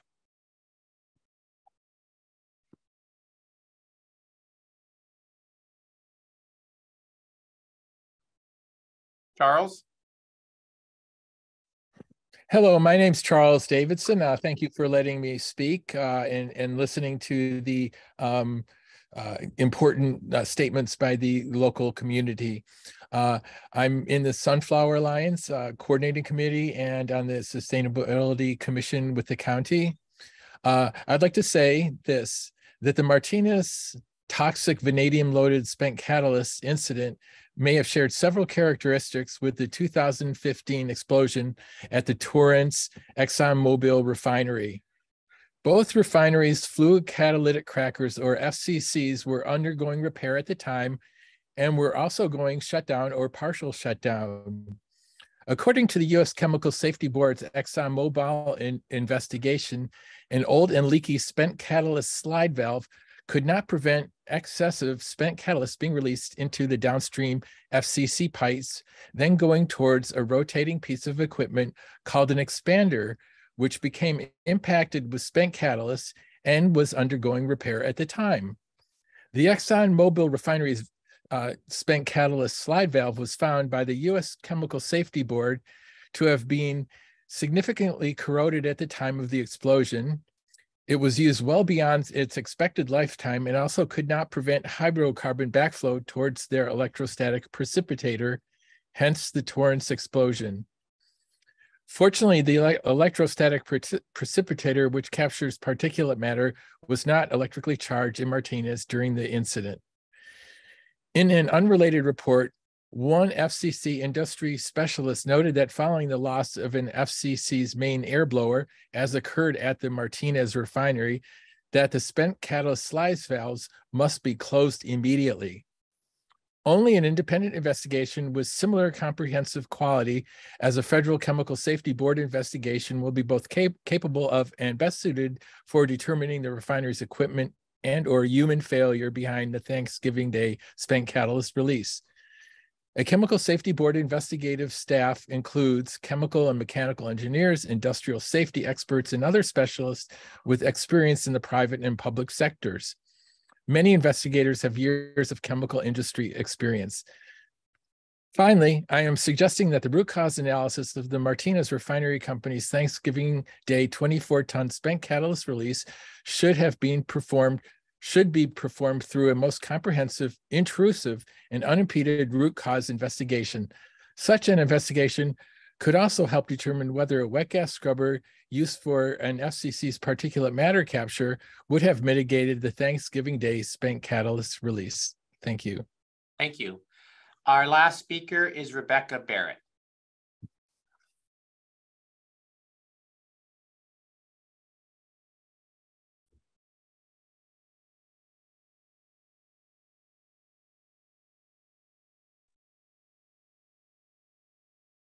All right, can you all see me? We can see you and hear you. Wonderful. Thank you, Supervisor. First of all, I do just want to thank you all for your work on this here in this committee, but to really give a huge shout out to county staff that have done Herculean work since this incident. I am incredibly grateful, particularly to the county health departments. I think they've been really great at communicating with the Martinez public on the work that they've been doing thus far. I think you've heard a lot today from people about how much fear this incident has caused. And a huge part of that fear was the lack of communication that came from the refinery. I live in unincorporated Martinez. The refinery is in full view of my house and my yard. it's in full view of my dining room, ironically, for Thanksgiving. So I saw the Thanksgiving flare, and so did all of my guests. You know, we were all present for the time of the spent catalyst, and then the subsequent following flare a couple of days after that. All of these incidents start accumulating together to create a lot of fear and anxiety within the community. It's the totality of everything, I think, is also really creating this sense of unease in our community. And like I mentioned before, I think some of the lack of proactive communication from the refinery. You know, I've heard people ask questions of, the refinery has said they didn't realize that they had a spent catalyst until people started complaining about dust. And so have there been other times where catalyst has been released and the refinery didn't know about it, but it just wasn't large enough to leave noticeable, visible traces? I do want to echo the comments of my neighbors of asking for a root cause investigation by the Federal Chemical Safety Board. I do really, again, applaud the county for the work that they've done thus far and the investigation that is really going to be community focused. I really appreciate the 5 community spots, bringing in workers and the refinery to be a part of that committee. But like I said, I do want to uplift the voices of my neighbors and add my voice to that chorus. I think as many investigations as we can do to really get to the root and understanding of why this happened is how we're going to ensure that it doesn't happen again, and give our community that sense of understanding and stability that I think they need to get to a place of comfortability again in their own homes. Thank you for your time. Thank you. Rebecca's also a member of the elected member of the Contra Costa Community College Board. All right, Federal is getting back on. I think we lost him just during the last speaker, and he's getting on. So while we are waiting for him, let me just clarify, there's some questions that were asked. And let me just say this, the county's practice is to move forward with its own vigorous independent investigation. It's separate and apart from the refinery investigation, and not wait until the Chemical Safety Board makes a decision, because it is likely they're not going to do an investigation here. They make their own determination. And I think the sooner the county starts to do its own, the better it is. I think we've heard that investigation should start quick, and our staff, health staff, have been in communication with the Chemical Safety Board. And I know I'm very confident over the independent, thorough analysis that the county has done in the past. And then any recommendations for either changes to the industrial safety ordinance or recommendations to the refinery itself will be very visible and public. And that has been the history of these investigations on their own. They're not relying on the investigation from, hold on, let me just see if this is Federal trying to get in.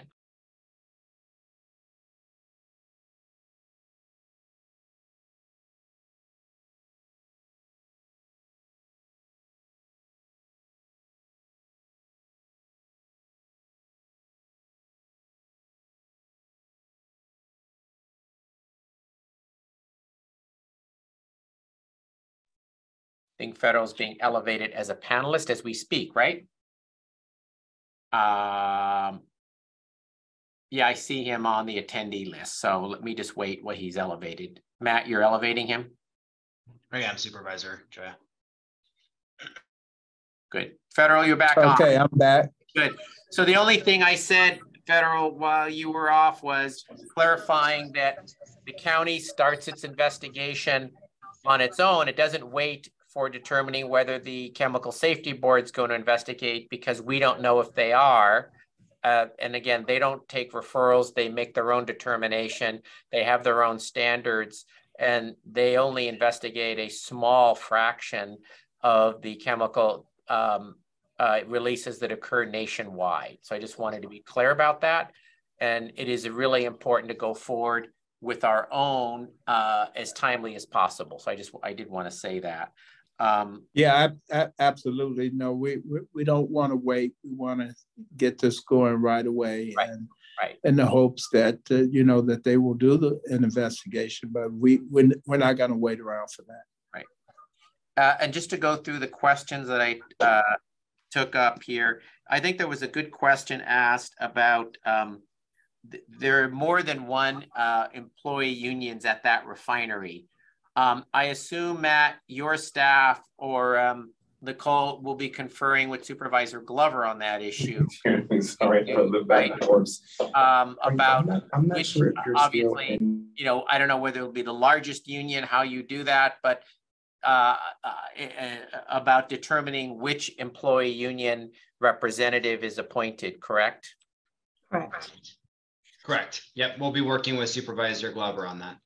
Does it make sense, and this is something Supervisor Glover will determine, to include more than one? Could it be two employee or union organizations? I think we will, you know, be open to hearing your recommendations. Traditionally, we have had only one in the past, but that doesn't mean that's how it has to continue. So if that's your recommendation for two, based on the nature of the incident, and I think we will take a look at that, and there's a possibility that we will determine that there's two, but let's take a look at it. Okay. Another question is, which I thought was important, is what should residents do while the investigation is going on? In terms of any, let's take it from the health department's perspective. Any comments that you have about what residents should do health-wise as the investigation is going on, bearing in mind that there's both an investigation that is a root cause analysis. Several folks have mentioned this. This independent investigation is a root cause analysis, and beyond that, and in addition, there's also this independent exposure assessment investigation as well. So what should residents do in the meantime? I think that's one of our concerns, John, is that we don't really know the full extent of the long-term exposure. So really, we want professionals to answer that question for us, Supervisor. So what we've been talking about internally is when we hire a contractor, most likely a toxicologist, to do the risk assessment, we want them really to do two things. And that is really, first, a quick, crude assessment of the risk that is in our community, and if we need to take action immediately. And then a longer term assessment that's maybe more detailed, that may take months long. But I think what we're hearing from the community, and I think what is deserved in this circumstance, is we need an answer to that question sooner rather than later. And the answer really that we have at this point is we really just don't know what those long-term effects are. So we really need to bring in the outside expertise to do that. And I recognize, and we've been talking internally about this as well, that the oversight committee, while it has a county staff individual on it that's going to chair it as proposed, that's from the hazardous materials division, and toxicology is not really our area of expertise. So we're going to have a toxicologist on retainer for the oversight committee to really use as a subject matter expert as we go down the route of drafting up a scope of work, selecting a contractor the toxicologist that will ultimately do the community risk assessment. We want to do this in a very mindful way, with having the experts at the table that we need there. And if they aren't there, we need to make sure that we get them there somehow. And that's why we want a subject matter expert to really advise the oversight committee on how to proceed, how to draft scope of works, how to really look at the proposals that we receive. One of the questions was, is there any other review that hazardous materials is going to do on any ongoing operations in the meantime? I know that, you know, that there are, you know, the department has jurisdiction over the facility with regard to the industrial safety ordinance authority, but what practically will occur in the meantime with regard to this? Yes, so one of the other capabilities that we have through the industrial safety ordinance for any major chemical accident or release is that our department would be able to do a safety inspection. This would be an inspection that is outside the 3-year normal inspection. And so we are working now to get that inspection started by the end of this month. The goal of our safety inspection is to look at specific prevention program elements that were affected during this incident. And that could include not only looking at the mechanical integrity components, but also human factors, including fatigue and staffing levels at the refinery. But as we still are awaiting some information from MRC based on their root cause analysis, we have not completely defined that scope, but we will be starting that inspection as well. We will not be waiting until 2024 for the normal audit. One of the questions was also what should the refinery do now to remediate this? Some people mentioned the idea of soil testing and samples. I do think we should encourage, and our health department can assist the refinery to work with community to do, if folks are requesting soil testing, to do that testing. So I just want to say that, and I don't know if any other comments that the health department has. It seems that there is a role that the refinery can play to respond to people's concerns, and soil testing was one of the issues raised of going out. Has the refinery been responding to any of those, to your knowledge? I'm not aware of any. I think from the health department's perspective, certainly in the community risk assessment, there will be soil sampling that's done. There's going to be environmental sampling that's performed. But I think if individual homeowners have concerns, that would be really the opportunity for the refinery to step in. And the health department can certainly help get that word out, facilitate maybe even to some degree that process. But we would really be looking to MRC for a partnership on that. So yeah, I think we're encouraging the refinery to work with the community on those types of issues, right? Is there going to be a Cal OSHA investigation? From my understanding, I do believe that Cal OSHA has initiated an investigation, but it would be best to have Cal OSHA respond to that. I don't know if anyone's online. You'll be working with them as well. We will also be in continued communication with them as well as the Air District, yes. So there's sort of 3 independent investigations going on, one by county under the Industrial Safety Ordinance, one by the Air District, and one by Cal OSHA. Right? As we understand it, yes. Yeah. Air District's going to be on for the next agenda item, so we can probably get clarification. Right, okay. Yeah, and the issues regarding the wet scrubber, all of that, that's the next item, which we will hear. All right. Supervisor Glover, comments and questions? No questions, just a comment. I think that this process is moving along, and I want to thank the staff for moving this along, and let's get it done. Like I say, we definitely want this independent investigation to take place swiftly so that we can get back to our constituent base and make sure that all the precautions that need to be in place are in place, and that at the same time, we're looking towards making sure that these type of incidents don't occur in the future. So thanks for the work that has taken place, and looking forward to a swift investigation. Would you like to make the motion to direct staff to establish the oversight committee and conduct the independent investigation and community risk exposure risk assessment? So move. I'll second it. And just to be clear, the oversight committee will have and be chaired by a member of the health department, include a representative from the city of Martinez, 5 local community members, a member from the refinery, and at least one employee union. Understood, Supervisor. Okay, so we are both in favor of that. Yeah. Yeah. Okay. Sorry, my dog was just dropped off in my office, so I was just dealing with that here.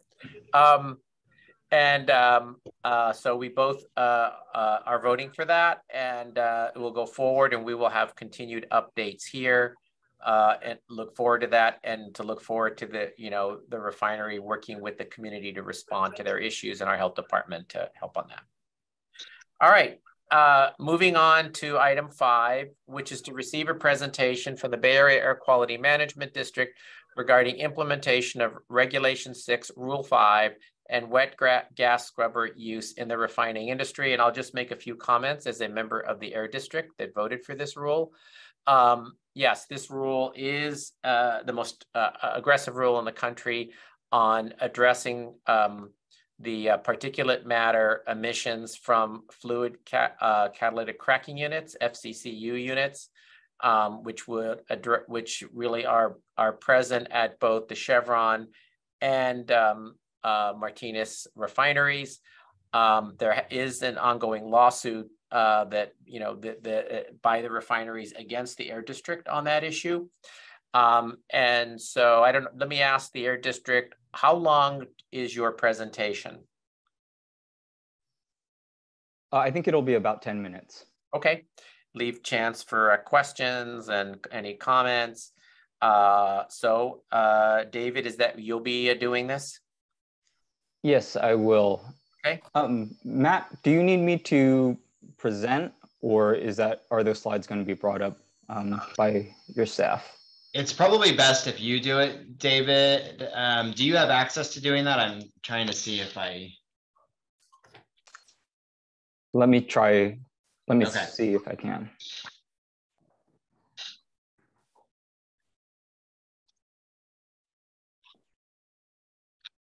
If you need me to do it, I can.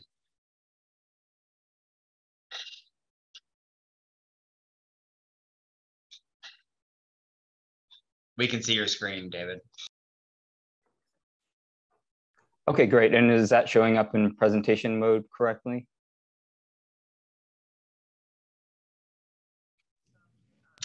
We see what the presenter would normally see, not just the slide.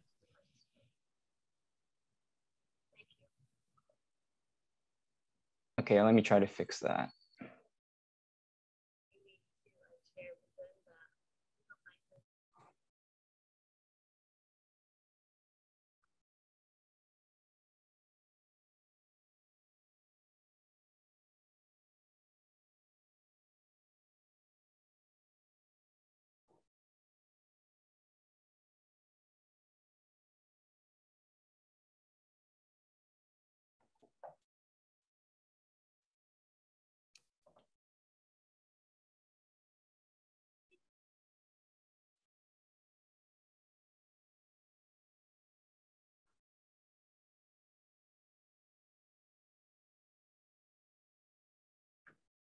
What are we waiting for?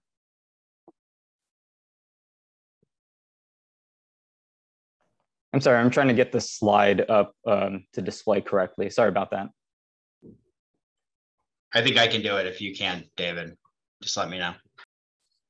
Okay, yeah, that might be easier. Thanks, Matt.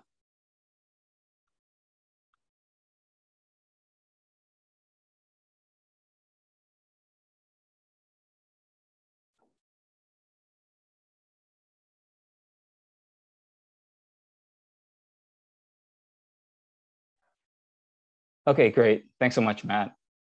Good afternoon, committee members. I wanted to thank you for inviting the Bay Area Air Quality Management District to present on this item today.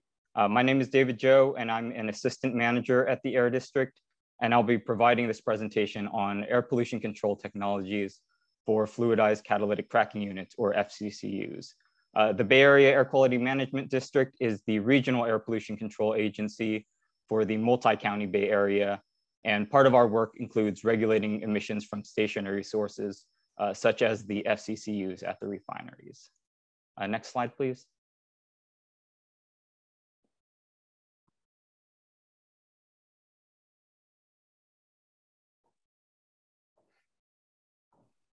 Who's advancing the slides? I am. Can you see, did it advance? Nope. Oh.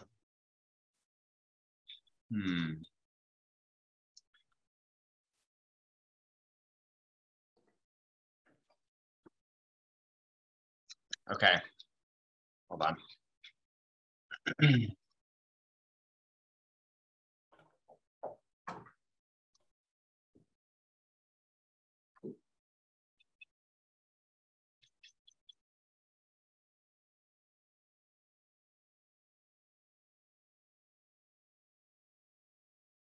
Okay. The new slide's up. Great. Thanks, Matt. So the purpose of this presentation is to provide information on air pollution control technologies used to abate emissions from the refinery FCCUs. Next slide, please. Did it go to the next slide? No. No, it didn't. Okay, then I'm having difficulty. How can we have the Air District control this so we can go through? Because the slides are helpful.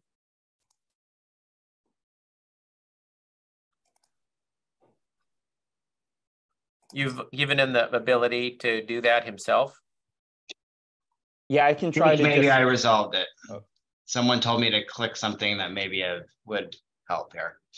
Let's see.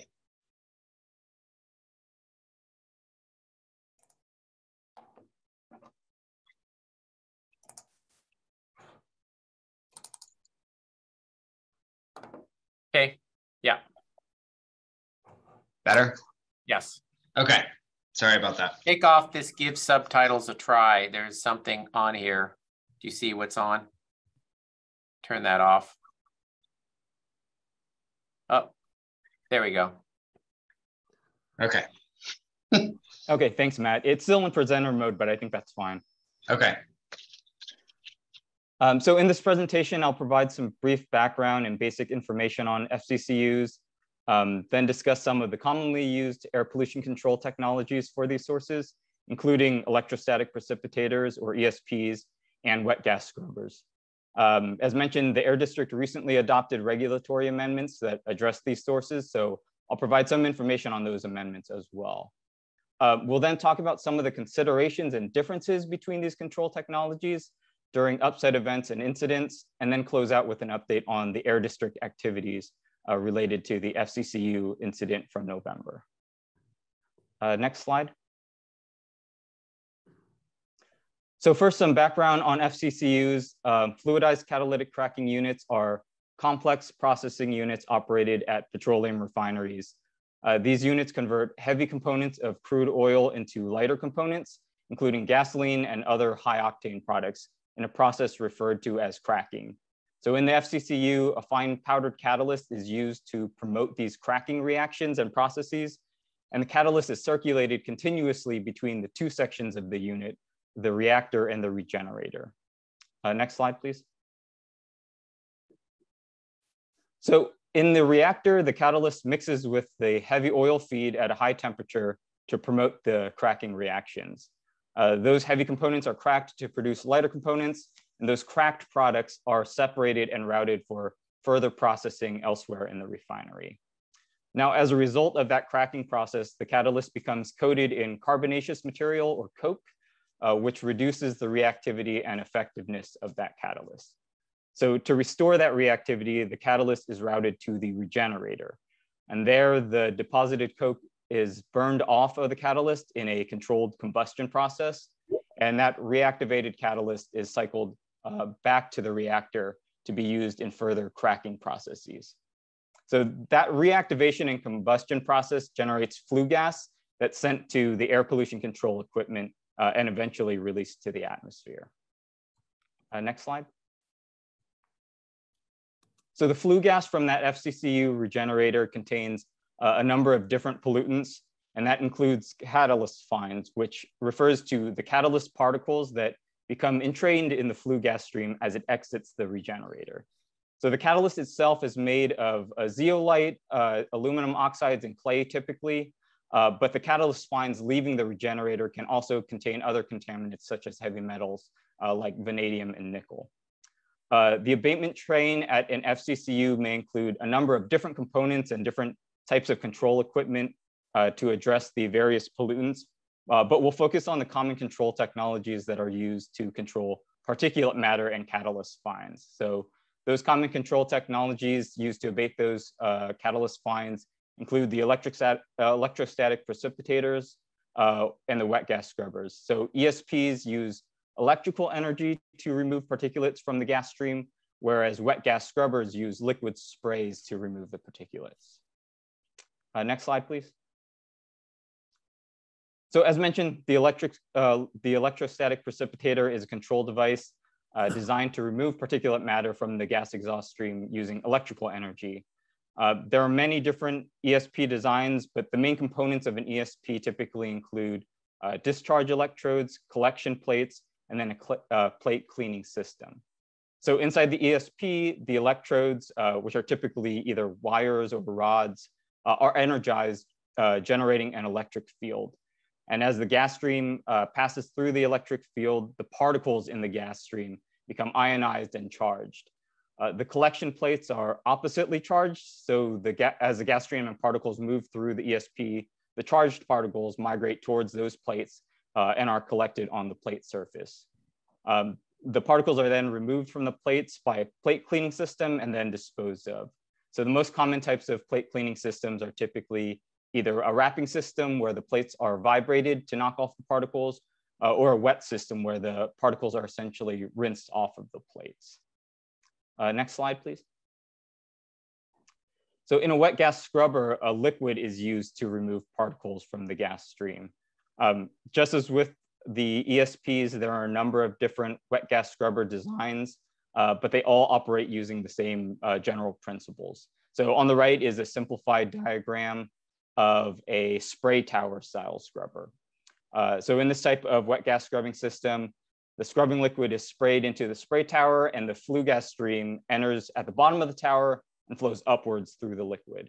As that gas stream passes through the scrubbing liquid, particles in the stream are collected as they impact the liquid droplets. Those liquid droplets containing the particulates are then separated from the gas stream through mist eliminators, which are typically something like mesh pads. And that liquid can then be collected for further treatment or for discharge. Again, the spray tower style is one of the simpler scrubber designs, but there are many different types of designs and technologies out there. Next slide, please. So as mentioned, the Air District recently adopted amendments to its regulations that address emissions from FCCUs. In 2021, the Air District adopted amendments to Regulation 6, Rule 5, or Rule 6.5. Rule 6.5 sets a number of requirements for FCCU emissions, and the 2021 amendments to the rule were adopted to further address these emissions and set more stringent emission limits related to particulate matter. So it's important to note the amendments do not require the use of a specific control technology at FCCUs, but they rather set an emission limit that the facilities must achieve. So the emission limit that was set is comparable to the performance typically achieved with wet gas scrubbing controls. So we do anticipate the facilities would use that control technology to meet those limits. As part of those amendments, the facilities are required to meet those standards by 2026. And based on the district's understanding of the current controls and current performance at the refineries in the Bay Area, we anticipate that new or improved control equipment would be needed at the Martinez Refining Company and at the Chevron Richmond Refinery. I also want to note that MRC and Chevron are currently challenging the amendments in court, but the amendments remain in effect right now, including the 2026 deadline for meeting the emission standards adopted. Next slide, please. So in light of the catalyst release incident at MRC in November, we also wanted to provide some information about these control technologies and some of the considerations during upset events and incidents. So pollution control equipment like ESPs and wet gas scrubbers are designed and sized to abate emissions under a specific range of operating conditions at the source. So this range of conditions typically covers normal operations and some deviations that may occur, but every event or incident is going to be a unique situation with specific circumstances. Therefore, there are no abatement systems that would be able to control all emissions during all types of incidents. In many cases, control equipment may not function as well as under normal operations, and control equipment may even need to be shut down or bypassed in some circumstances. So while every event is unique and it would be difficult to know exactly how emissions or control equipment would be impacted in a specific event, there are some general factors that should be considered for the different types of control equipment. So these considerations are largely based on the general principles of operation and design of the different controls. So for an ESP, if an incident has the potential to introduce flammable hydrocarbons into the unit, there may be safety concerns due to the use of the electrically energized components in the ESP as we've described. There are also limits to how much pollutant load the equipment can handle before it becomes overwhelmed and can no longer effectively abate the pollutant stream. So pollutant and loading changes may also lead to other issues, such as the buildup of catalyst fines on those collection plates, which can result in decreased effectiveness and potential equipment damage or failure. So for a wet gas scrubber, the presence of hydrocarbons does not present the same safety concerns as in an ESP. However, upset conditions can still have impacts on the performance of those controls. So incidents that cause changes to the gas or liquid streams entering the scrubber can impact how effective that unit is in controlling emissions. Again, increased pollutant loading beyond the unit's capacity can also cause issues. For example, if there are increased catalyst fines entering the scrubber, that can result in more solids in the scrubbing liquid, potentially plugging nozzles and leading to scaling or fouling issues that can in turn cause potential equipment damage and failure. So there are different considerations for all of the control equipment during these incidents and events, and the specific circumstances will impact how those controls can perform. Next slide, please. So we'll close out with an update and some of the anticipated next steps in the investigation of the incident. So as mentioned previously, we expect MRC to issue their major chemical accident or release report to Contra Costa Health at the end of this month.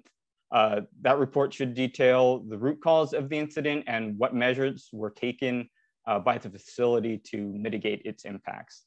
The Air District's investigation into the incident remains ongoing.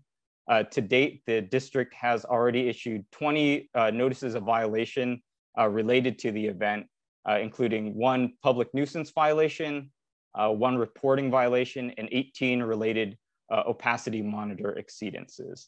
So further investigation of the incident is currently ongoing with the potential for more notices of violation to be issued in the future.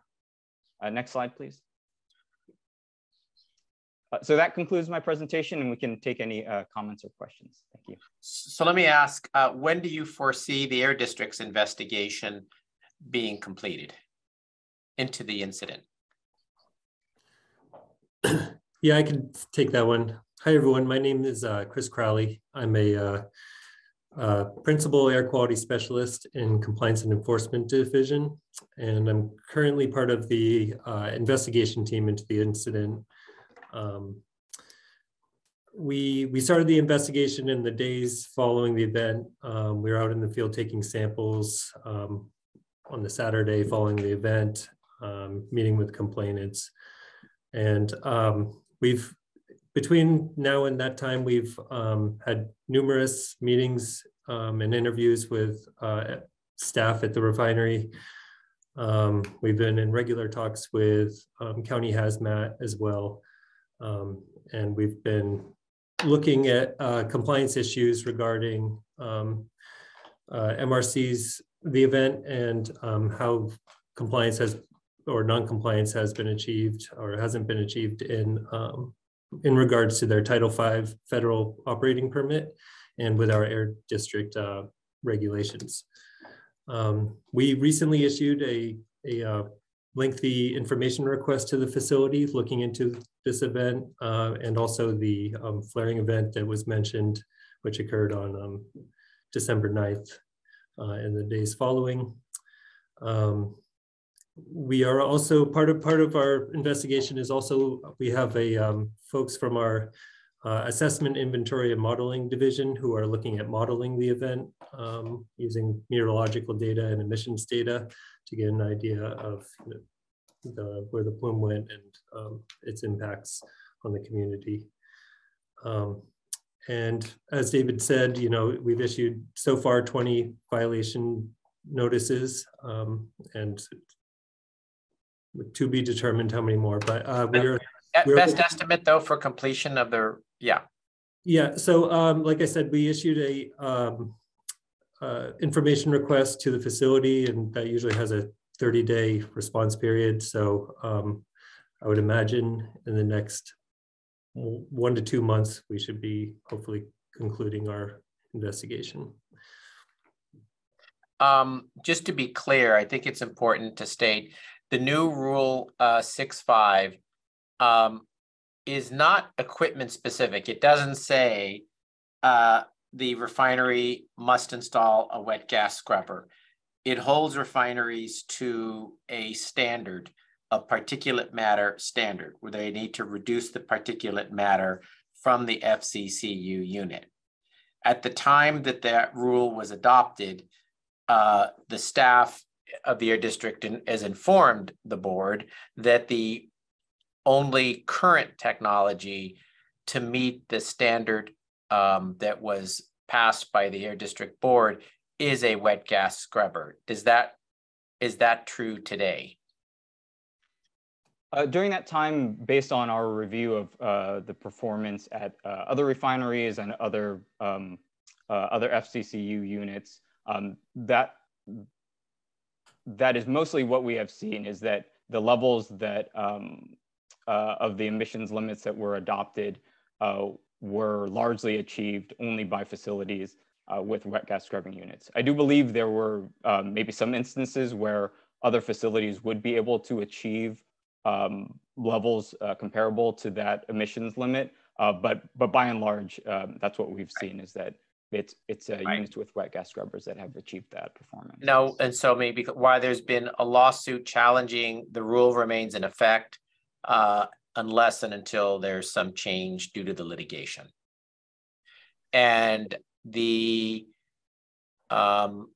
if in the future there's a technology that meets the standard, because the whole idea is reducing the particulate matter from this unit, there's nothing that prevents the refinery from implementing that new technology when and if it is developed. That's correct. As you stated, the amendment set an emissions level, and it's up to the facility to determine how they best meet that. Of course, the Air District would be clear because it will ensure that any technology, whether it's wet gas scrubber or anything else, that must result in the same emissions particulate matter decrease. That's correct. Right. Anything else? As Federal Glover got kicked off again, he's trying to get back on.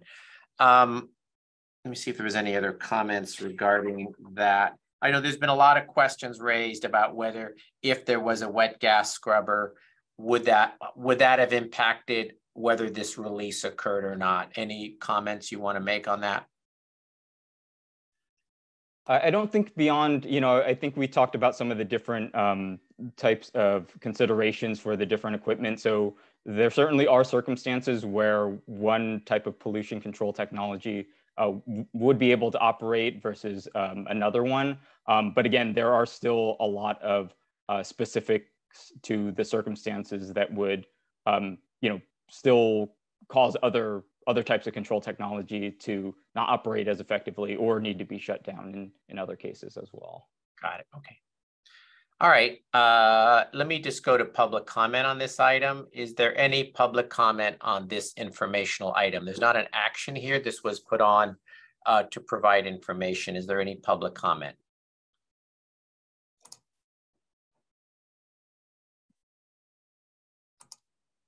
All right, Maureen Brannon.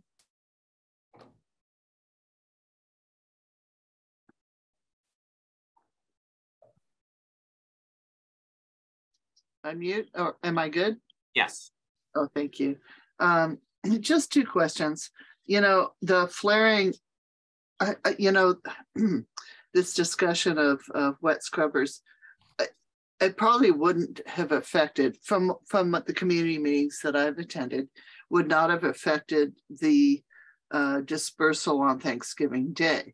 However, for the flaring event in December, would that have made a difference, the wet scrubber? I was told that the ESP unit was shut down because they were concerned, of course, about explosion. So, but the wet scrubber might have continued to scrub. And the other question I have is, what percentage of refineries currently in nationally even use wet scrubbers?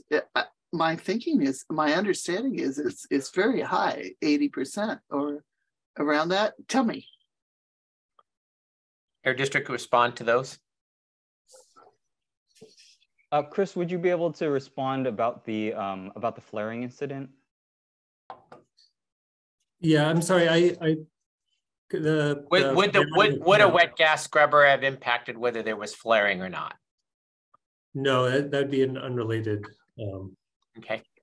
issue. And how many refinery, let's say in California and the national, let's start with California and the nationally have wet gas scrubbers. I know the Valero refinery in Benicia has one.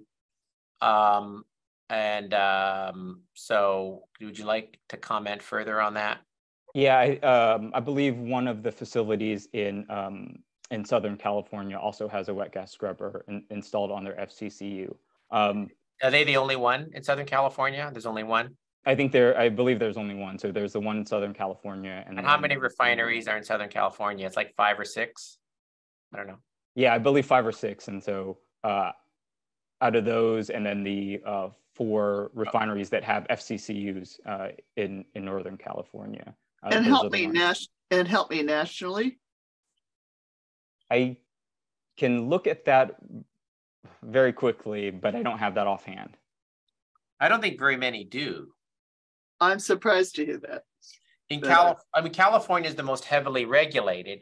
So there's what, 5 or 6 refineries in Southern California. Mind you, the wet gas scrubber would only be at a refinery that has an FCCU unit, correct? Yes, I understand. Yeah. So there's 5 or 6 refineries in Southern California. Do they all have FCCU units? I believe most of them do. But only one refinery has a wet gas scrubber? That's correct. And then the Bay Area, Valero has one. That there was a result of an EPA of some kind of action by the federal government, right?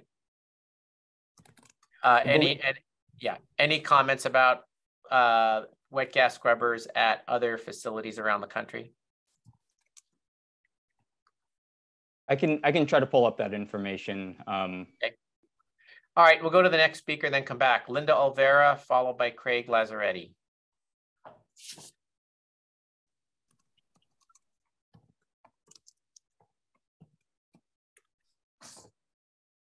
Linda?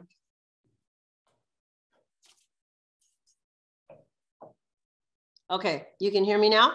Yes. Okay, I just need a point of clarification that the wet scrubbers were being used. The wet scrubbers that were required as of July of 2021, when the Rule 6 passed, they were, just trying to get a clarification on whether they were in operation on the day of the first dust spill. Because I was under the impression that since the lawsuit had been lodged against that ruling, that they weren't. But I'm hearing today that the wet scrubbers were in operation at the time of the hazardous dust. No, the wet gas scrubber is the compliance date to install to meet the standard is what again? 2025 or 2026? 2026. So yeah, so it takes years to literally permit and construct and install those kinds of units. So yeah, the refineries have until some date in 2026 to meet the new standard. So in a sense, the wet gas scrubber would need to be in operation by that date. There wasn't a wet gas scrubber is a huge project. While the rule was adopted in 2021, the compliance date is 2026. So then it's safe to say that they were not operating. But there is no wet gas. The FCCU unit's operating, but there's no wet gas scrubber that's been constructed at the 2 refineries. Oh, okay. When can we expect that? Close to 2026? The rule requires the refineries, Linda, to meet the new, more stringent standards by 2026, which means the wet gas scrubber technology or any other technology that meets the standard needs to be in operation by 2026. Okay, thank you. Craig Lazzaretti, followed by Charles Davidson.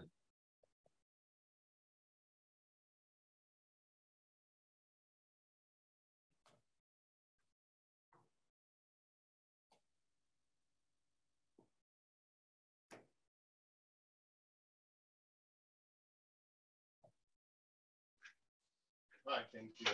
A couple just thoughts I wanted to express on the wet rubber issue and also questions. So I know when the Air Quality District Board approved this in 2021, the vote was overwhelming. I think it was 19-3. And the three no votes, I know one of them was was Mark Ross, our councilman who represents Martinez. So I was curious why he was one going to vote against it. So I asked him about this at a recent council meeting, and at his comments at the end of the meeting, a long discussion about his reasoning and rationale, which is available on video if you want to check it out. But I think it boils down to his concern was that he knew that this was sure to be tied up in litigation, and that the litigation would delay or brought down any efforts to address particulate matter emissions, reduce particulate matter emissions.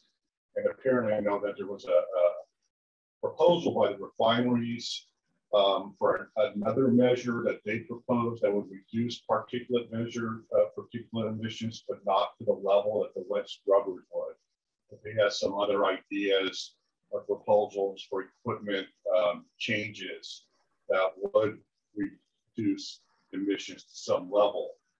And obviously the district board decided that wasn't good enough, but Mr. Ross thought it was good enough and it would achieve something of substance sooner rather than later.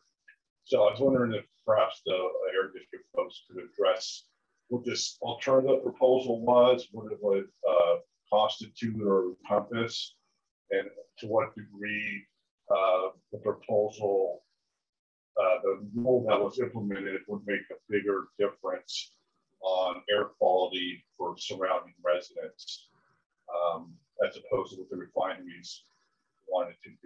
If that makes sense. Okay. All right. Thank you. We'll ask Air District to respond, and I may respond after as well. Sure, I can provide some information on that. So I believe the proposal that the speaker was discussing was one that was brought up in public comments from the refineries during the proposal period for the proposed amendments and during the public hearing. As far as the district was concerned, we had put out the proposed amendments, and these alternative plans that were presented by the refineries were different than the proposed amendments, and I think on the whole provided less emission reductions.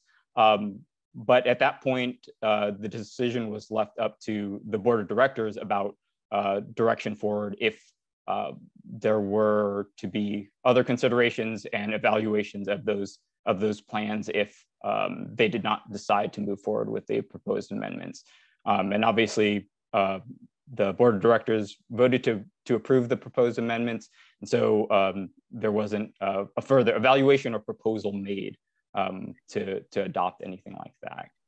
I believe the proposal by the refinery, it would have involved, instead of a wet gas scrubber, the installation of an electrostatic precipitator. Is that correct? I believe that they included some different types of measures to try to achieve other emission reductions. And so I think some of them involved some changes to electrostatic precipitators or changes to the existing control equipment on site. I think it would not have achieved the same level of particulate matter reductions as the current rule. And that was the main reason, I think it's fair to say, myself included, voted for the more stringent standard of greater emissions reductions. All right, Charles Davidson.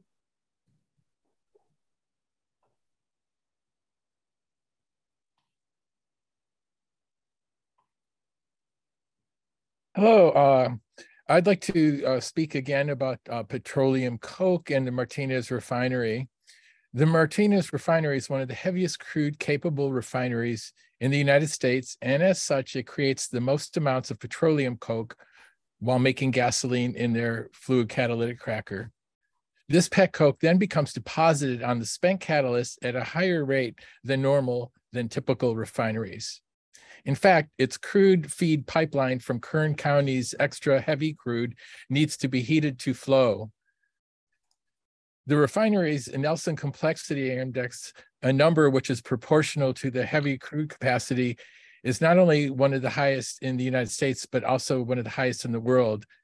Therefore, MRC definitely needs a wet gas scrubber. Thank you. Thank you.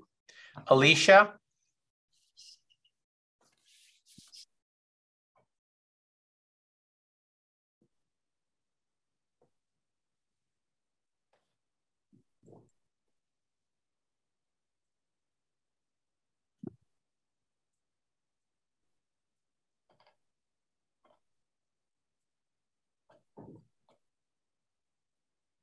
Sorry, John. Oh, you're cutting in and out. Okay. There you are. We hear you. Okay, great. Thank you. Sorry about that. Let me preface this by saying I was kicked off for a few minutes and having some technical issues. So if this question has been addressed, let me know and I'll just go back and watch the recording. My question is, what happens if MRC does not meet the 2026 deadline for particulate matter reduction? Okay. Any other questions? We'll have them respond to that. All right. My other thing is that on the previous agenda item, I asked a question in the Q&A box and that wasn't addressed. What was the question? So you want to repeat the question? At some point we can you repeat the question? Supervisor Joy, I can read it if you'd like. Okay. As far as if someone were, yes. The question is, can you describe what sort of time requirements there will be for the community members on the oversight committee? If someone is interested in being considered, who would they contact? So what's the time requirement for the residents on the committee approximately, if the county staff can respond, and who should they contact? We typically have a meeting of the oversight committee once a month. And that meeting can go 1 to 3 hours, just depending upon the work that's needed. There's probably a few hours of prep that's required just to get up to speed on different things or review proposals that are sent out. In terms of how they can be considered, I think we stated earlier that we're going to be working with Supervisor Glover on which community members will be chosen for this committee. So I would really defer that question maybe to Supervisor Glover if you want to speak to that. So if you're talking about the time period and when that selection will take place, you know, I'm going to work with staff with that. I don't have an answer for you today, but I will be working with staff and we'll get those notifications out hopefully before end of week.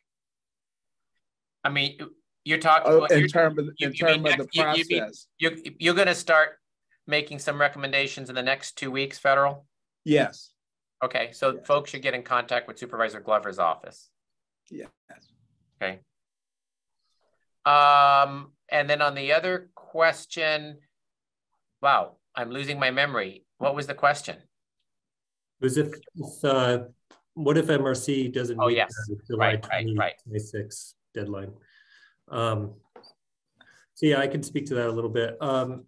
You know, if they do nothing and you know the deadline comes around, and they start